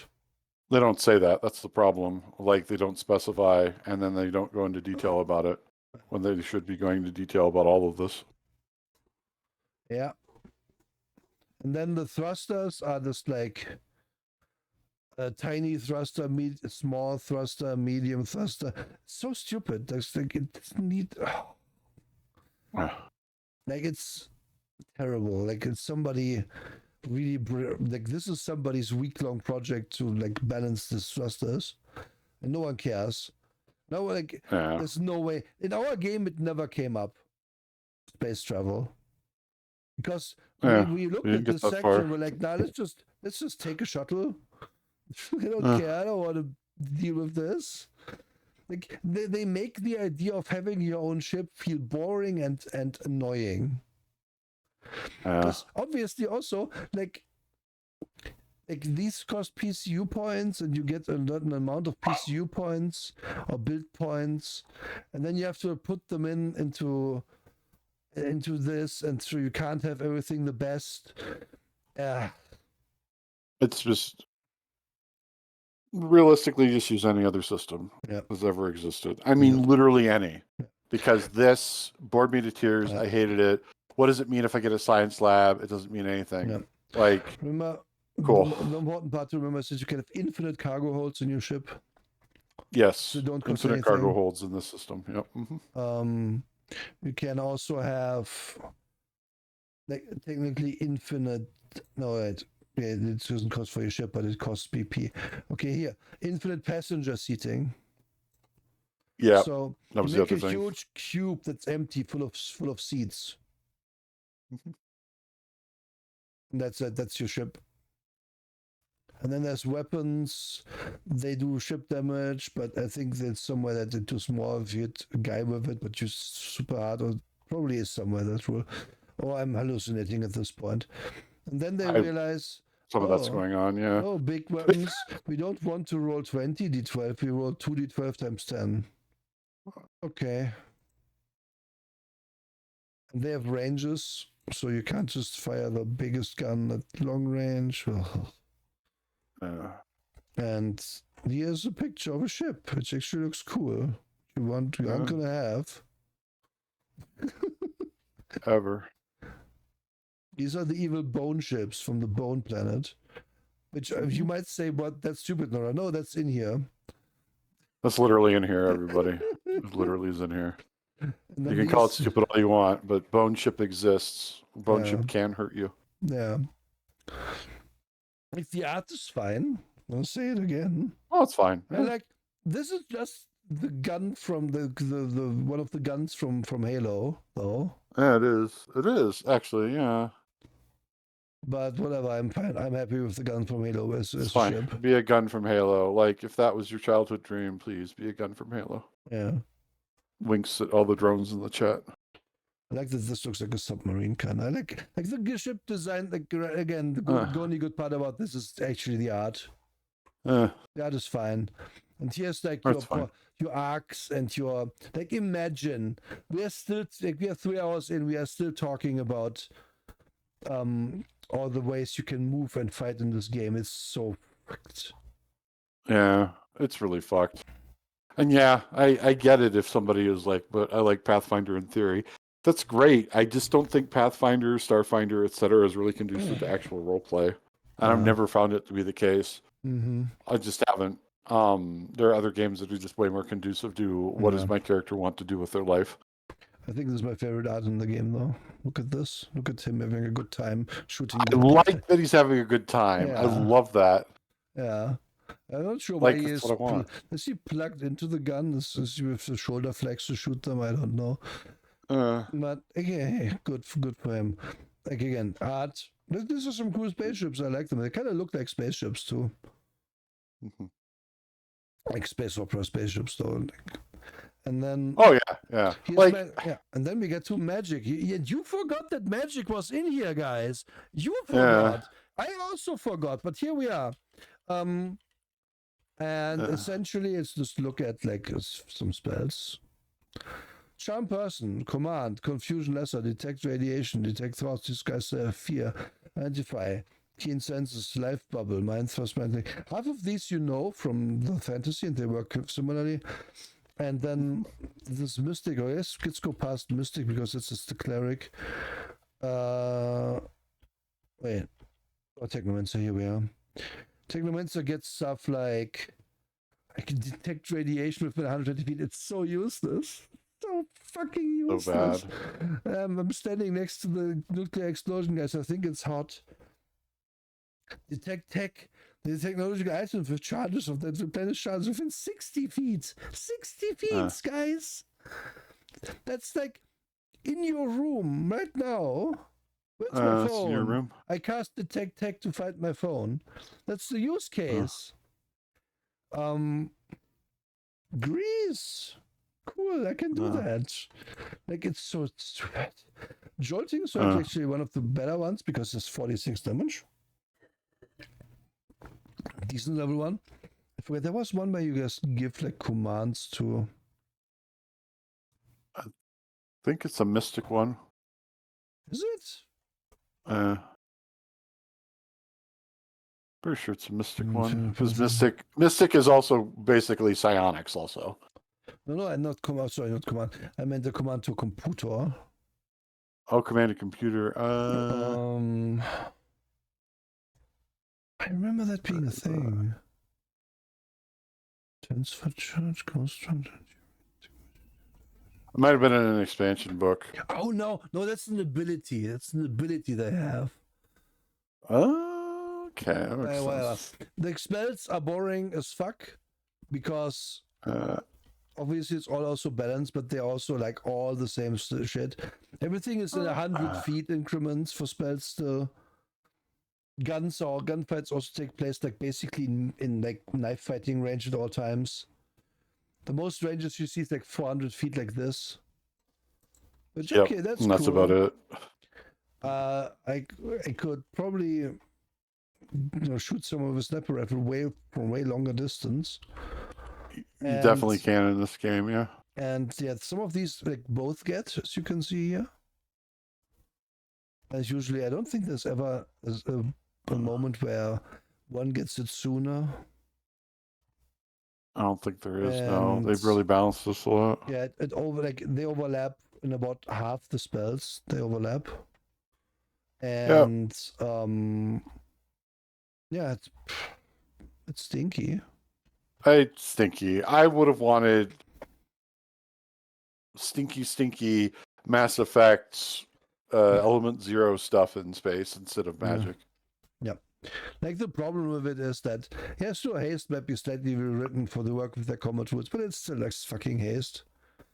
You know it's good. Take it for the third level. Like it's still good. And then like the things that you do notice sometimes. Oh, level 5, 13d8 cold damage. Okay, that sounds like a lot. No, it's about the same as the fucking guns do. It's a bit more than that, but it's not that much more. Because you have to be level, I think, 14 or something to be level 5 spelly. Yeah, it's okay. Basically, you get damage spells, but the thing is that you expend your daily resources to do them. Mm-hmm. It's Vancian still, so it's not like okay, I get to do this constantly while the other guys throwing grenades, or shooting a gun. Yeah. The only reason this is actually good is that you save money by having your grenade be a spell, because you don't pay $200,000 for a big grenade. Yeah, like that makes me even more excited to cast spells. Like yeah, but imagine that's Tricky. Imagine all the savings you will make. All the savings. Like that's why I play my space fantasy game so that I can think of all the savings. Like I'm going to a car dealership. Yeah, I'm going to page over this. Here's the game master section. By the amount of tables. Character wealth. I'm supposed to have 3.7 million by level 20. I hate these tables so much. These tables are painful. Then look at the wealth gains per encounter. Like it's stupid. Like you're supposed to get $10,000 every time you defeat an encounter at level 9. Excuse me, that's the average. If the CR is 1.25 times that, then it should be 12,500. Like and it's also, bad. Just to point this out, if we get 10, let's say we just get 10,000 for the fight, right? So we have to be level 10 by 2.5 fights, because then we have the money for level 10. Yeah. Imagine juggling this and the XP. Yeah. Fucking nightmare. Like it's so bad. And then really bad. Like you basically have to write down every bit of money you ever gave your group. So you know if you overpaid them. And then your group has to write it down too. And then they have to spend it. And then you have to give them like the prices for these stupid items. Probably haggle and stuff. It's like busy work at that point. It really is. Like at least in a this is very second edition D&D as well, where it's like you can find 39,000 platinum pieces on this dragon sword. And now figure out how to carry them. Except in this case, it's just credits, so you just have them on your account, I guess. Yeah, that's the big difference. Honestly, is that like second edition, there was logistics, there was role play involved in getting that 500,000 platinum pieces somewhere. Here, gives a fuck. Just put it on your cred stick. Yeah, what does it even work? How do I do? Like, if I kill somebody, do I have legal access to their wallet to get their money? No. So I have to loot them anyway. And I have to sell the shit. And does this game care about that weapon is registered to Hypercorp? Why do you have it? We are going to call the cops now. No, doesn't care. The world building doesn't care. Like you can murder people and take their stuff if you want to. Yep.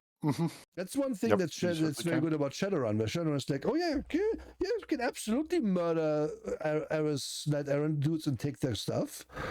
Do you have a tag eraser? Are you sure that there isn't other more complicated like wiretapping in there, that they know where the gun is and they can come at you? Because they don't like their teams getting murdered by random Shadowrunners. No, you don't. You're going to have a whole adventure now about you stealing this pistol. While in here, it's like, yeah, sure, you loot the cryo gun. Yeah, like the cryo gun. That's it. That's it. That's fucking it. I hate it. Let's move You past get it. this. There's like so many. There's most of this stuff is about you make sure that you have like these the CR is correct and the numbers line up and shit. It's not helpful to actually DMing. It's just not. Again, you're applying things to a spreadsheet. That's what this game is. This is what all of Pathfinder is right now.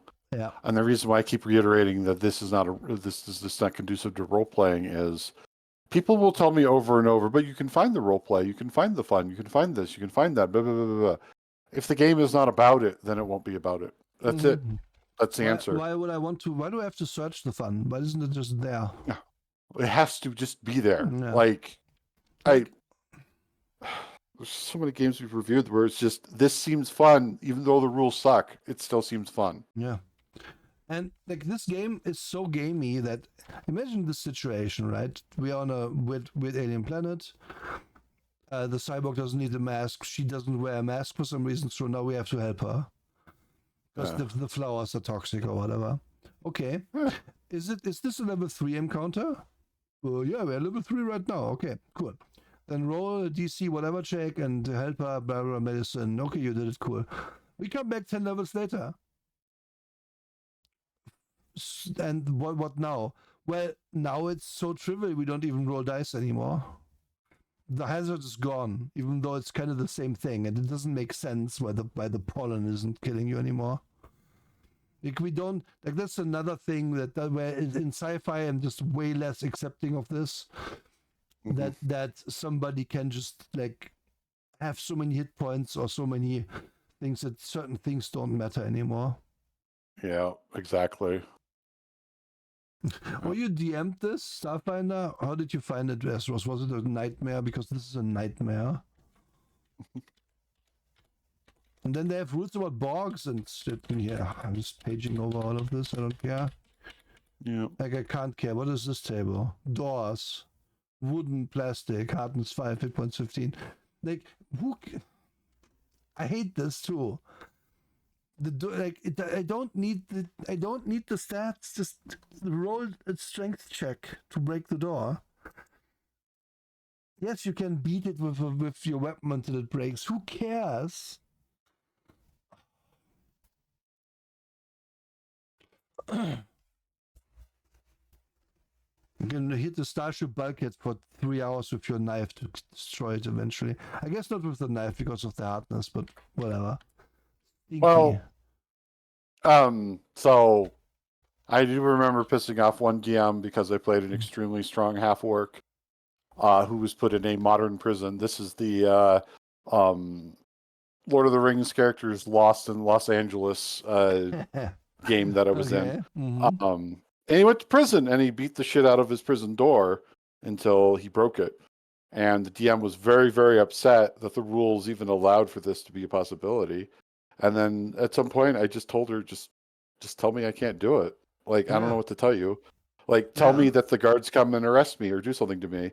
Like, don't just sit there and say, okay, you get to beat on yourself for 10 hours until it breaks. Just have roleplay happen because my character decided to do this. Have there just be a consequence. And then my character will do something else. Maybe they'll join a gang. I don't know. But they were in prison. And that was their first reaction, that they thought that this was just a medieval prison and they could break out and then run away because they're a big, strong half-orc. But no, this is a world with guns and tasers. So that's the thing. It's like, you can give me that table, but it's not giving me the role play. Yes, that is true. Though you want to bring some adamantine doors with you if you can, because those have a lot of hit points. Like you just take daily. You take an airlock door, 35 hardness, 168 points. Just hide behind it. Better than anything you could ever hope. Or you just make a polycarbon plate. Also pretty good. Because 45 hardness, 68 points. I don't even know what the plate is for, but let's do it. Like, this is also so stupidly abstract. When does it ever come up? When does it ever come out?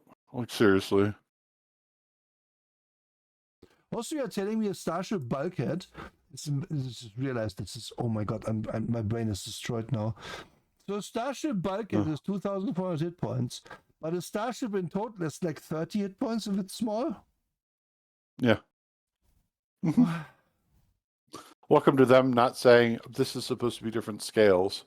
Maybe like they just never say that at any point. Maybe they do say that. I can't pretend to have read all of the DM section.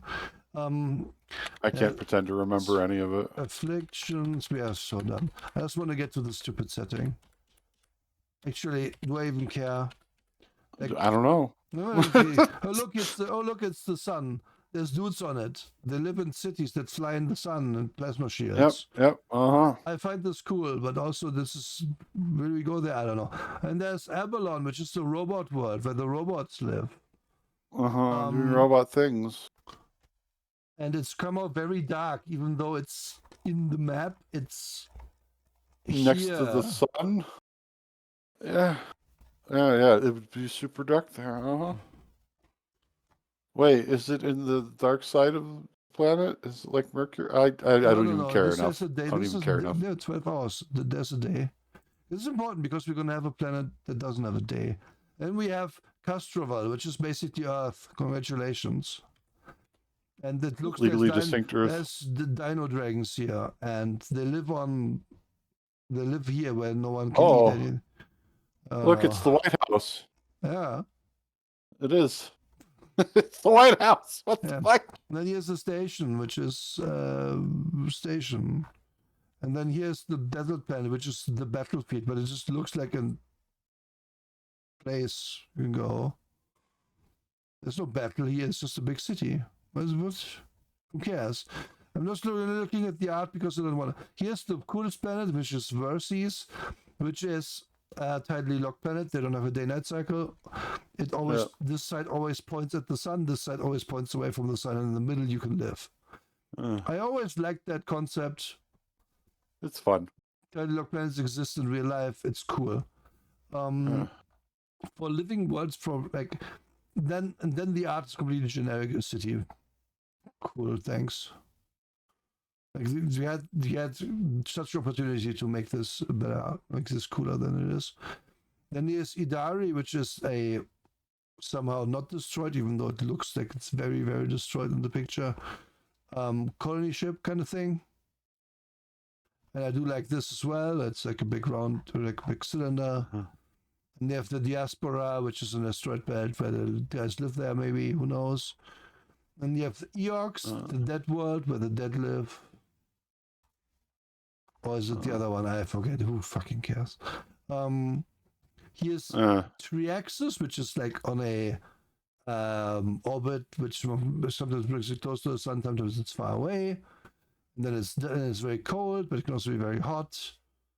And then there's this gas giant, which has moons that also live on, and there's the other gas giant, where I guess you can live. Actually, it's not a gas giant; it's just a normal planet. Because what? Yeah. Oh, it's a water planet. Okay, of course. Yeah. Whatever. Of course it is. Yeah. Here's the messenger, which is everyone lives everywhere. It's just differently colored, basically. Yeah, it's differently colored. Like, what kind of flavor of energy drink do you want your sky to look like? You know. And then the stranger has double the mass or the gravity, and it's actually a Cthulhu egg. And it's not in the. It's my favorite part. It's not a signatory of the pact. It's so stupid. It's an egg of Cthulhu. Of course, it didn't sign a fucking pact. You stupid writer. Oh my god. Well, that's still not the dumbest thing of the writing. I know. What is the dumbest thing? Yeah. The dumbest thing is the timeline literally says. And then Galarian disappeared, and there was the gap where everybody forgot everything for a certain amount of time. And I forgot how long that time is, probably decades. Which is exactly like the gap that happened in the Marvel Universe with Thanos and his snap. It's right there. The gap ends. Oh yeah, right. They don't know what happened before because, Of the gap. Yeah, the gap. Yeah, this amazing writing. Everybody forgot. Yeah. So whenever we talk about having your main character have amnesia be bad writing, usually, and then there are a few exceptions. How about not have everybody have amnesia be your writing for your setting? Huh? That's really dumb then. Yep. Oh my god. Oh my god. Just stop. No. That's the worst writing I've ever seen for anything in a setting ever. I will take 5 million of Cinnabar over this Yeah. repeatedly. I agree. Is there anything else of note in this section? Okay. There's just more of the organizations and other shit I just can't care about. Yeah. Because there's a lot here. Yes. But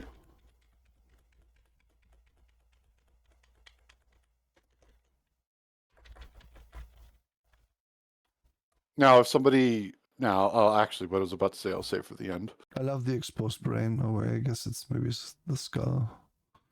Cult of the Devourer. Oh, the gray alien. Oh no, the unseen. Oh no. And then we have Pathfinder Legacy. What the fuck does that mean? It's just if you want to convert stuff, that's all. Oh no. Okay. For the sake of argument, let's assume we don't. So huge. They have a big index, and they have a character sheet, they have a skill sheet, and then they have lots of ads because it's Pathfinder. It's ads and ads and ads and ads and ads and ads and ads. Yeah, holy shit, fuck this. Drake, what's your least favorite thing about this? I'm not going to say the gap because that was really bad. My least favorite thing is that the level 7 Death Star blew up the level 4 planet Alderaan. Like, that's going to stay with me the rest of my life. God damn it. Seriously, like, everything has a level. Fuck you. My least favorite thing is the chase rules because they are so... They make it so complicated to do something that it's like... A chase is supposed to be exciting and quick. And tense and dramatic. And, these chase rules make it so that you completely lose track of where you're even going. It's just like who's in front, and then you roll like a million dice every round to drive checks, and then you shoot at each other's cars, and it's boring as all hell. So dumb. Do you have a favorite thing, Drake? Is that even possible? Yeah, that's mine. I don't have anything else. No, I'm not going to say the art. Jeez. I can still play an elf. I don't know. I can still play a dwarf. I can pretend that this is Dwarf Fortress and then go someplace other than this stupid solar system. Okay, I'm gonna give you that one as a freebie. It's not really a favorite thing. Yeah, my favorite thing is that the art is good. Like some of these creatures are really cool. I like this guy. This guy is cool. You didn't need the extra legs and extra ears, eyes, and whatever the fuck this is, but he looks cool. I like him. He's really having a good time. Probably having a good time. He can look up and down at the same time. How would you not have a good time? Okay, Nora. Jeez. I don't know. I don't know why creatures would have 4 eyes like that. But whatever. So, here's what I was going to say for the end. If you want your Tolkien fantasy race flavored space game, go check out Dragonstar. Yes. It's a better setting. Yes. Honestly, if you want hard sci-fi, check out The Expanse RPG. Or Eclipse Phase if you want more horror-based stuff. Yep. And that other one that we reviewed that I always forget the name of, I apologize to you if you're in the audience right now. Change Stars, also very good. Change Stars, yeah. Bit of an indie, very recent, very good. Writes its own setting, writes its own rules. Has some cool stuff about like mental damage and having to like actually deal with it. And it's a cool like anti-mechanic where if you are under stress, you perform better, but then you can break under the stress, which is bad. None of that, and you could have all that, or you could do math for half an hour before you do anything. every time. Yeah. Like again, game unplayable without a online tool, entirely unplayable. Entirely. Like maybe at first level you can play it, but if you level up and like the options expand exponentially around you, you are going to have a bad time. You just are. Anything is better than, into my opinion, like Pathfinder is just the epitome of a game that pretends to be simple but just isn't. Yeah, it really They're isn't. just like, oh, it's just all modular options. Stick them together as you want. Yeah, and then you build wrong and you suck, and your rules didn't foresee this. And like, it's better than, this is better than Rollmaster only because Rollmaster is more dusty. And the tables are even more specific in Rollmaster. But that's about all I can say about it. Like, it's soul-destroyingly annoying to deal with. That's my favorite thing. I like the space goblins. Oh yeah, I mean those are you just go past it. But those are just the Pathfinder goblins with spacesuits. But fair enough. It's fair enough. I don't like them too. But they're space goblins, and like most settings don't have space goblins. Yeah, Boston, see, yeah. I like the little like double band-aid on the broken helmet. It's good. Boston 98. Thank you for the follow. Space Goblin Monarch. 307,000 XP. 35 armor. Like again, this guy is a level CR 20 guy, so we are supposed to fight him at 20, right? He has probably more AC than you. Yeah, he probably does. Right, he does have more armor than you, twice as much HP. Definitely does, because you have like 20 levels of. I guess since they don't, I guess it's not quite that, because monsters don't have the 2 tracks. Yeah, they Spoblins. I like Spoblins. That's good. Spoblins is good, yeah. Spoblins. And Will Charm Person, DC 24. What? He's just such a charming little guy that he can do that. I love that. Quantum Dog Slicer plus 28, 13d6. Okay, here's why I draw attention to it though. Because the goblins from Pathfinder work even better in space. Because just look at it. It's just like a little green man that you want to fight. Yeah, it's true. It's good. Yeah. I like that his little ears are bent back in the bubble. Yes. Yes. Yeah. I like that. It makes me interested then. Like, this is the one point where I'm like, huh, cool. Before this point, I haven't said that word this whole fucking review. I want to point out that I thought, while paging over this, that this thing was a space pizza. I thought that was space pizza too. Wonderful. Maybe I'm just hungry. I don't know. Yeah. Again, the art in this, good. Everything else, just meh. Meh to actively bad.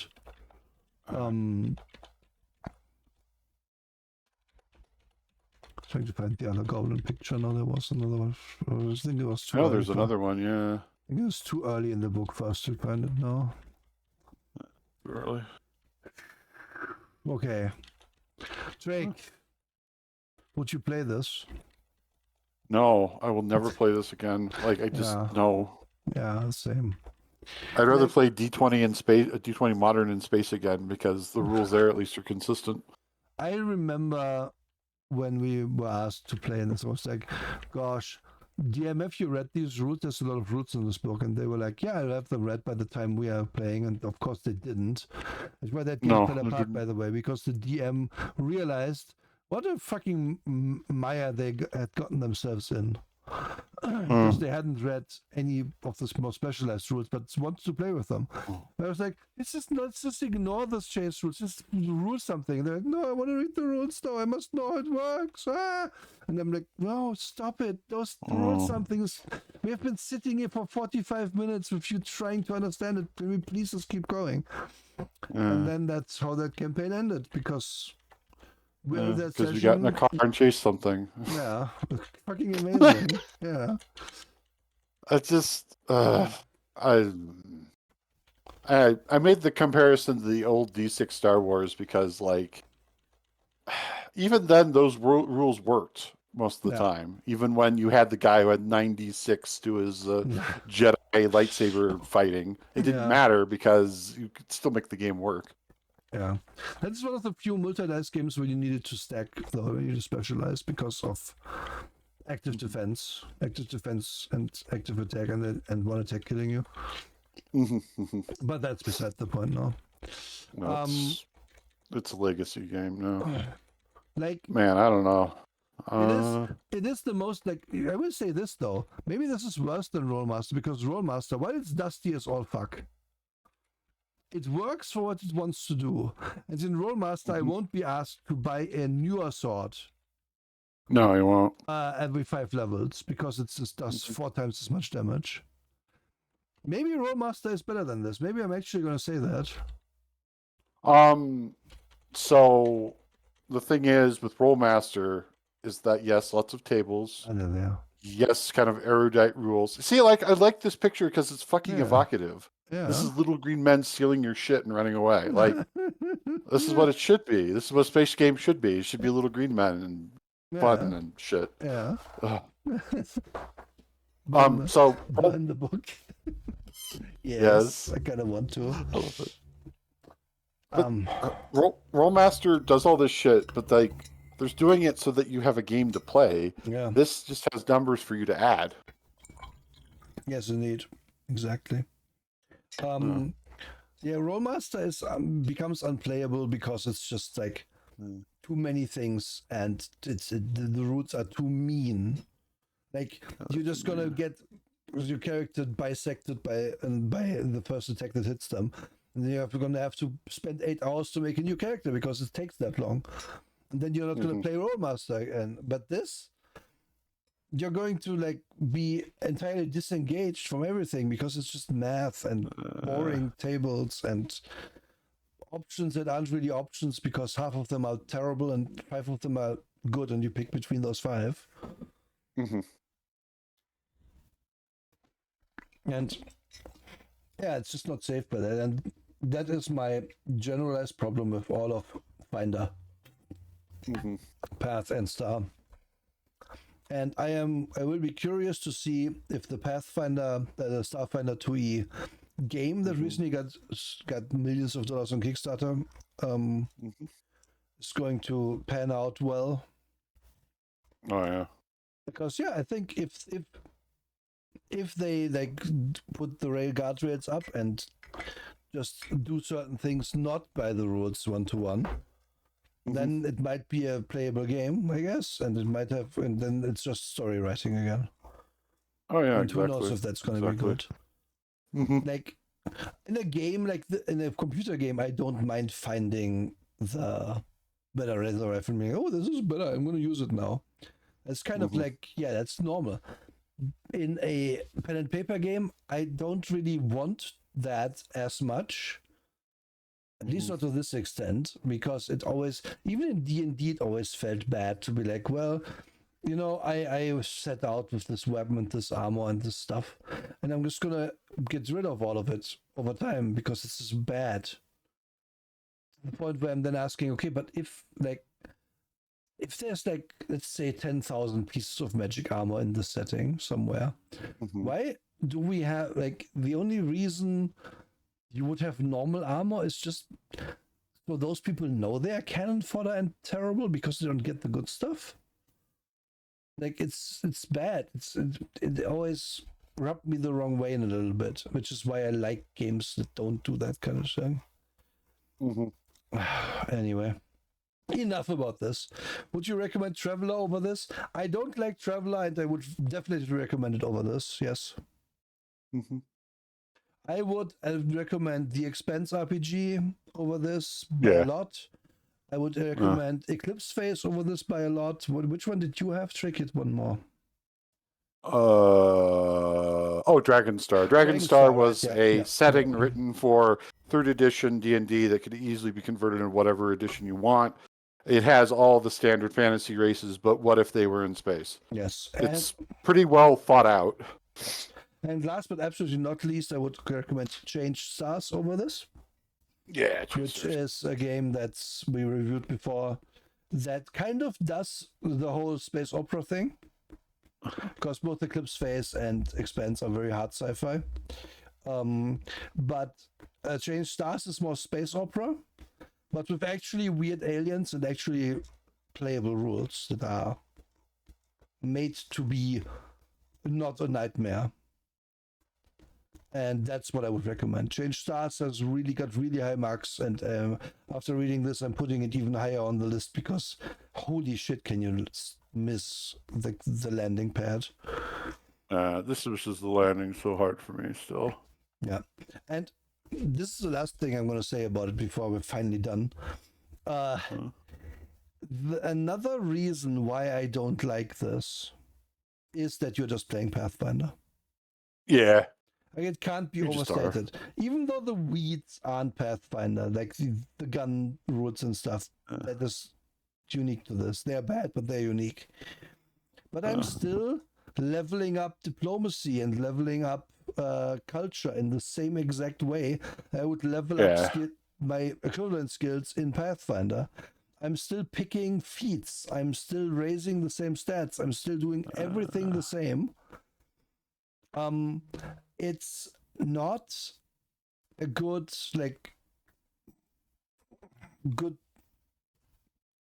how do I put it?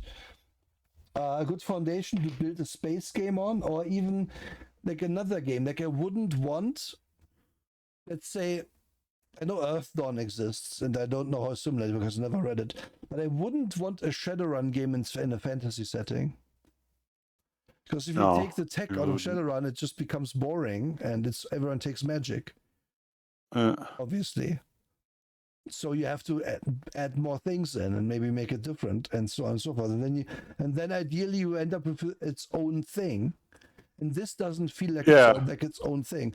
It feels, and this can't be overstated. It feels very much like Pathfinder, but then then you think, well, I can apply my Pathfinder knowledge to it, and to an extent you can, but you will find often that no, the routes are actually different in this, because you hinted at this before. Like, you don't generally get a multi-attack; you get one big attack per turn.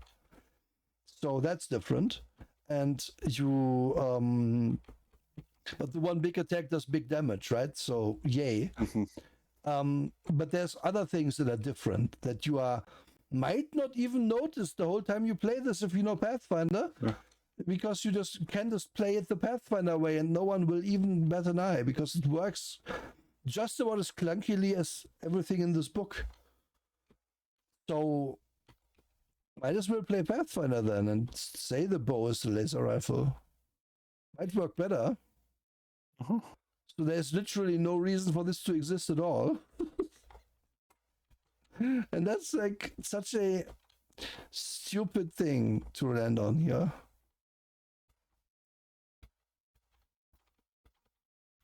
And yeah, that's my final thoughts. Do you have any final words on this? My big final word on this is both this and D&D are just not the ways I want things to go. I just don't. Yeah. I want them to go in a more storytelling way. I understand the desire to have stuff and to hoard stuff and get more stuff for your stuff. But the thing is that, like, if you're in a game where you're telling stories, you can do the same thing. The emphasis on shared storytelling is just utterly gone when it comes to Pathfinder. It's completely removed. It's absent. You can go and you can read through Games Master guides repeatedly for Pathfinder 2nd Edition and Starfinder 2nd Edition, and you're not going to find the concept of collaborative storytelling. It does not exist anymore. And I point that out because we already know it stopped existing in Dungeons & Dragons long ago. The point is that the imitators are doing the same thing. They don't want to tell collaborative storytelling anymore. They don't want that at all. And that's what we want. We want to tell a story together. We want to tell a fun story together. And this is not a vehicle for that. D&D is not a vehicle for that. It's just aren't. And this is like, we have talked about this in private, where I'm like, man, I've watched a Critical Role 4th season. I watched the first 4 episodes that are out publicly, and then I'm not subscribed to them, right? So I don't know if anything new happens in the 5th. But my takeaway from watching those 4 episodes is that, man, this would run better in another game. Yeah, any. Not any, because they could have played Starfinder, but then it would have been worse. They're playing D&D 5e in that one, right? And they really want to make it so that these characters are established, cool people in the setting. But you can't tell me that the bursar of the Magic Academy of your capital town is a 3rd level wizard. That's crazy. No. That's crazy, stupid. Man.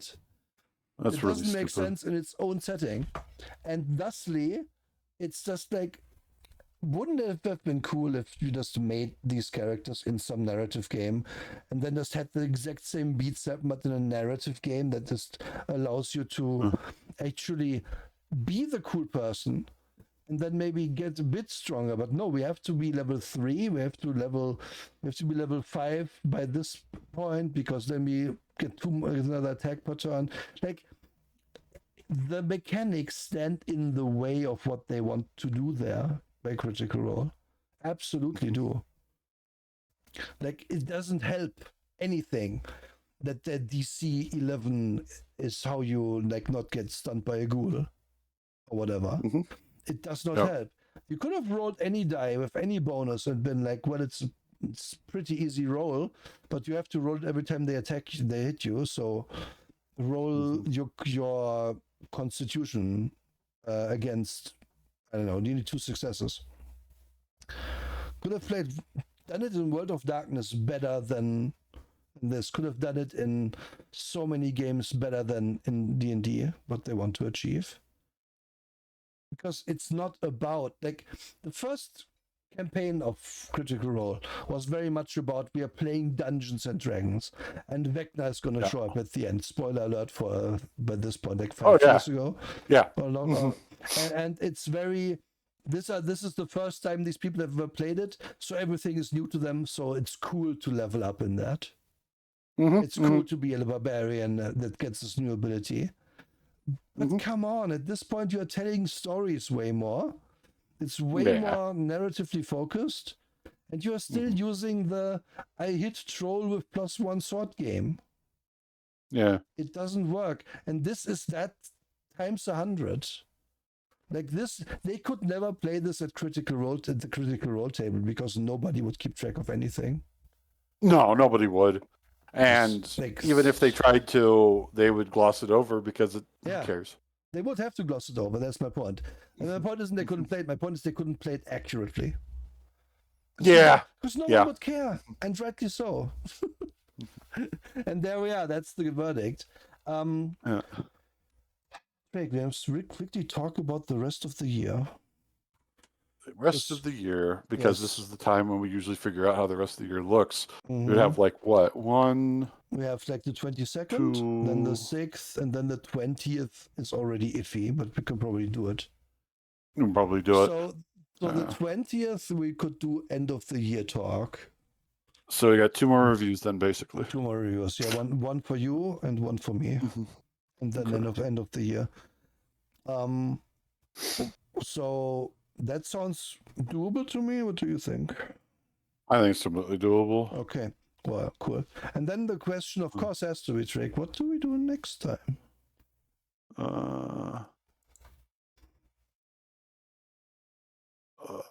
I am looking to see if... That's so true. Imagine like, if...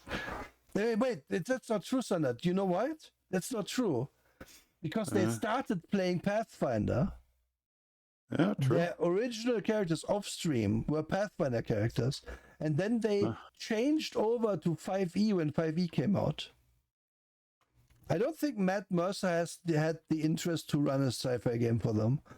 And I would agree that for your first campaign, it's easier. First campaign for new players, it's always easier to run fantasy something. Whatever. But yeah, they did play Pathfinder for a time at low level. And then rightly thought, man, this is complicated. Let's change over to D&D 5e. I remember that very well.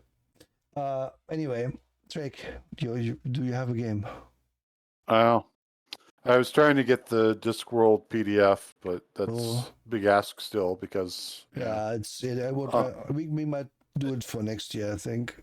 it'll be next year because it just like released recently. So trying to get a Yeah. copy is a little dicey because this is a very full price thing. This one, Mm. so yeah. Um. All right. So then, in place of that, Mm. I have a bundle of PDFs that somebody graciously donated to Ooh. our I don't um. remember that.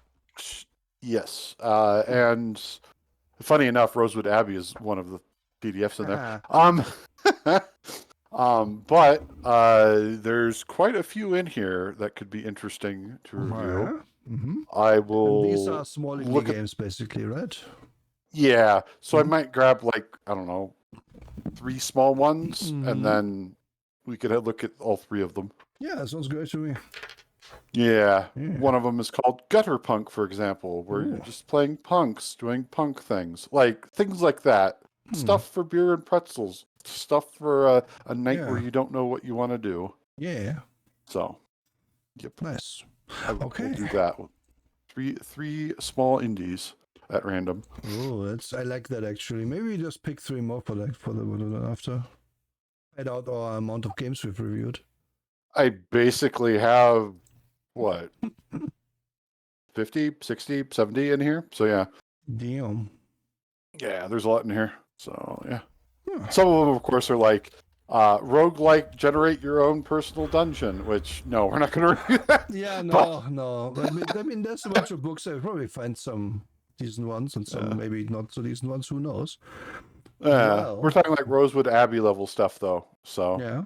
Yeah. except less, I don't know, Rosewood Abbey we could have talked about for 3 more hours. God, So Rosewood it's Abbey not like that, was. actually. Yeah, I'm like, you're saying three of them will have to be really abbreviated there, but that's fine. That's fine. We can Yeah, try. that's fine. And if we We can find try. we aren't even getting to the second one because we have so much to say, then we Yeah, just do this. We can just do these games for, but I have no problem with that. Anyway, that's kind of where I'm feeling. yeah. Anyway, Indies, support folks. indies, etc. Yeah, do support Yeah. indies.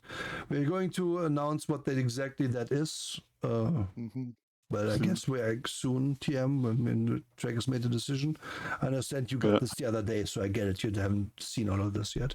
It's a long list, so Yeah. like one of them is even called "When in Rome," and I'm like, "What? That sounds interesting." When in Rome, you go to the vomitorium, Drake. Yes. Oh, it's for the Mothership RPG. Whoa, that's Oh, unexpected. Okay, how would you be like in I the? click on it and I see a big alien. Okay, But you would be on the mothership and not in Rome. Oh, whatever. let's. Okay, folks, we're raiding out to Yasha because Yasha is still doing a big event. Yep, Um, big event. I want my 10,000 free points. Not that I gamble with them, but whatever. Yep, We are back on Monday. I think we're playing Bar. I'm pretty sure we're playing bar. I And, hope we're playing bar. I want to and play bar. yeah, and beyond that, nothing much more to say. Thank you everyone for being here. Thank you all for being here. We shat on this game for almost 4 hours, and it felt bad, but it also felt good to shit on it, if you know what I mean. Yeah, felt liberating. And I wonder why sometimes games just kill us, and sometimes games like this game, it doesn't kill me. I think because I've already experienced the pain. Yeah, we've experienced it, and Yeah. like I've already formulated my final opinion about it, like for all time. And it's just that. It's just this is not conducive to having fun. This is not conducive to role play. This is not conducive to shared storytelling. Mm-hmm. And those are the 3 things I want. So Yeah. And again, it's not even good crunch. Like if you want good crunch, it's not even that. no. Like we have pointed out so many not. ways in which it was terrifyingly bad. Anyway, see you all on Monday. Have a good one. Or see you all see you soon. Anyway, bye bye. Too soon, all.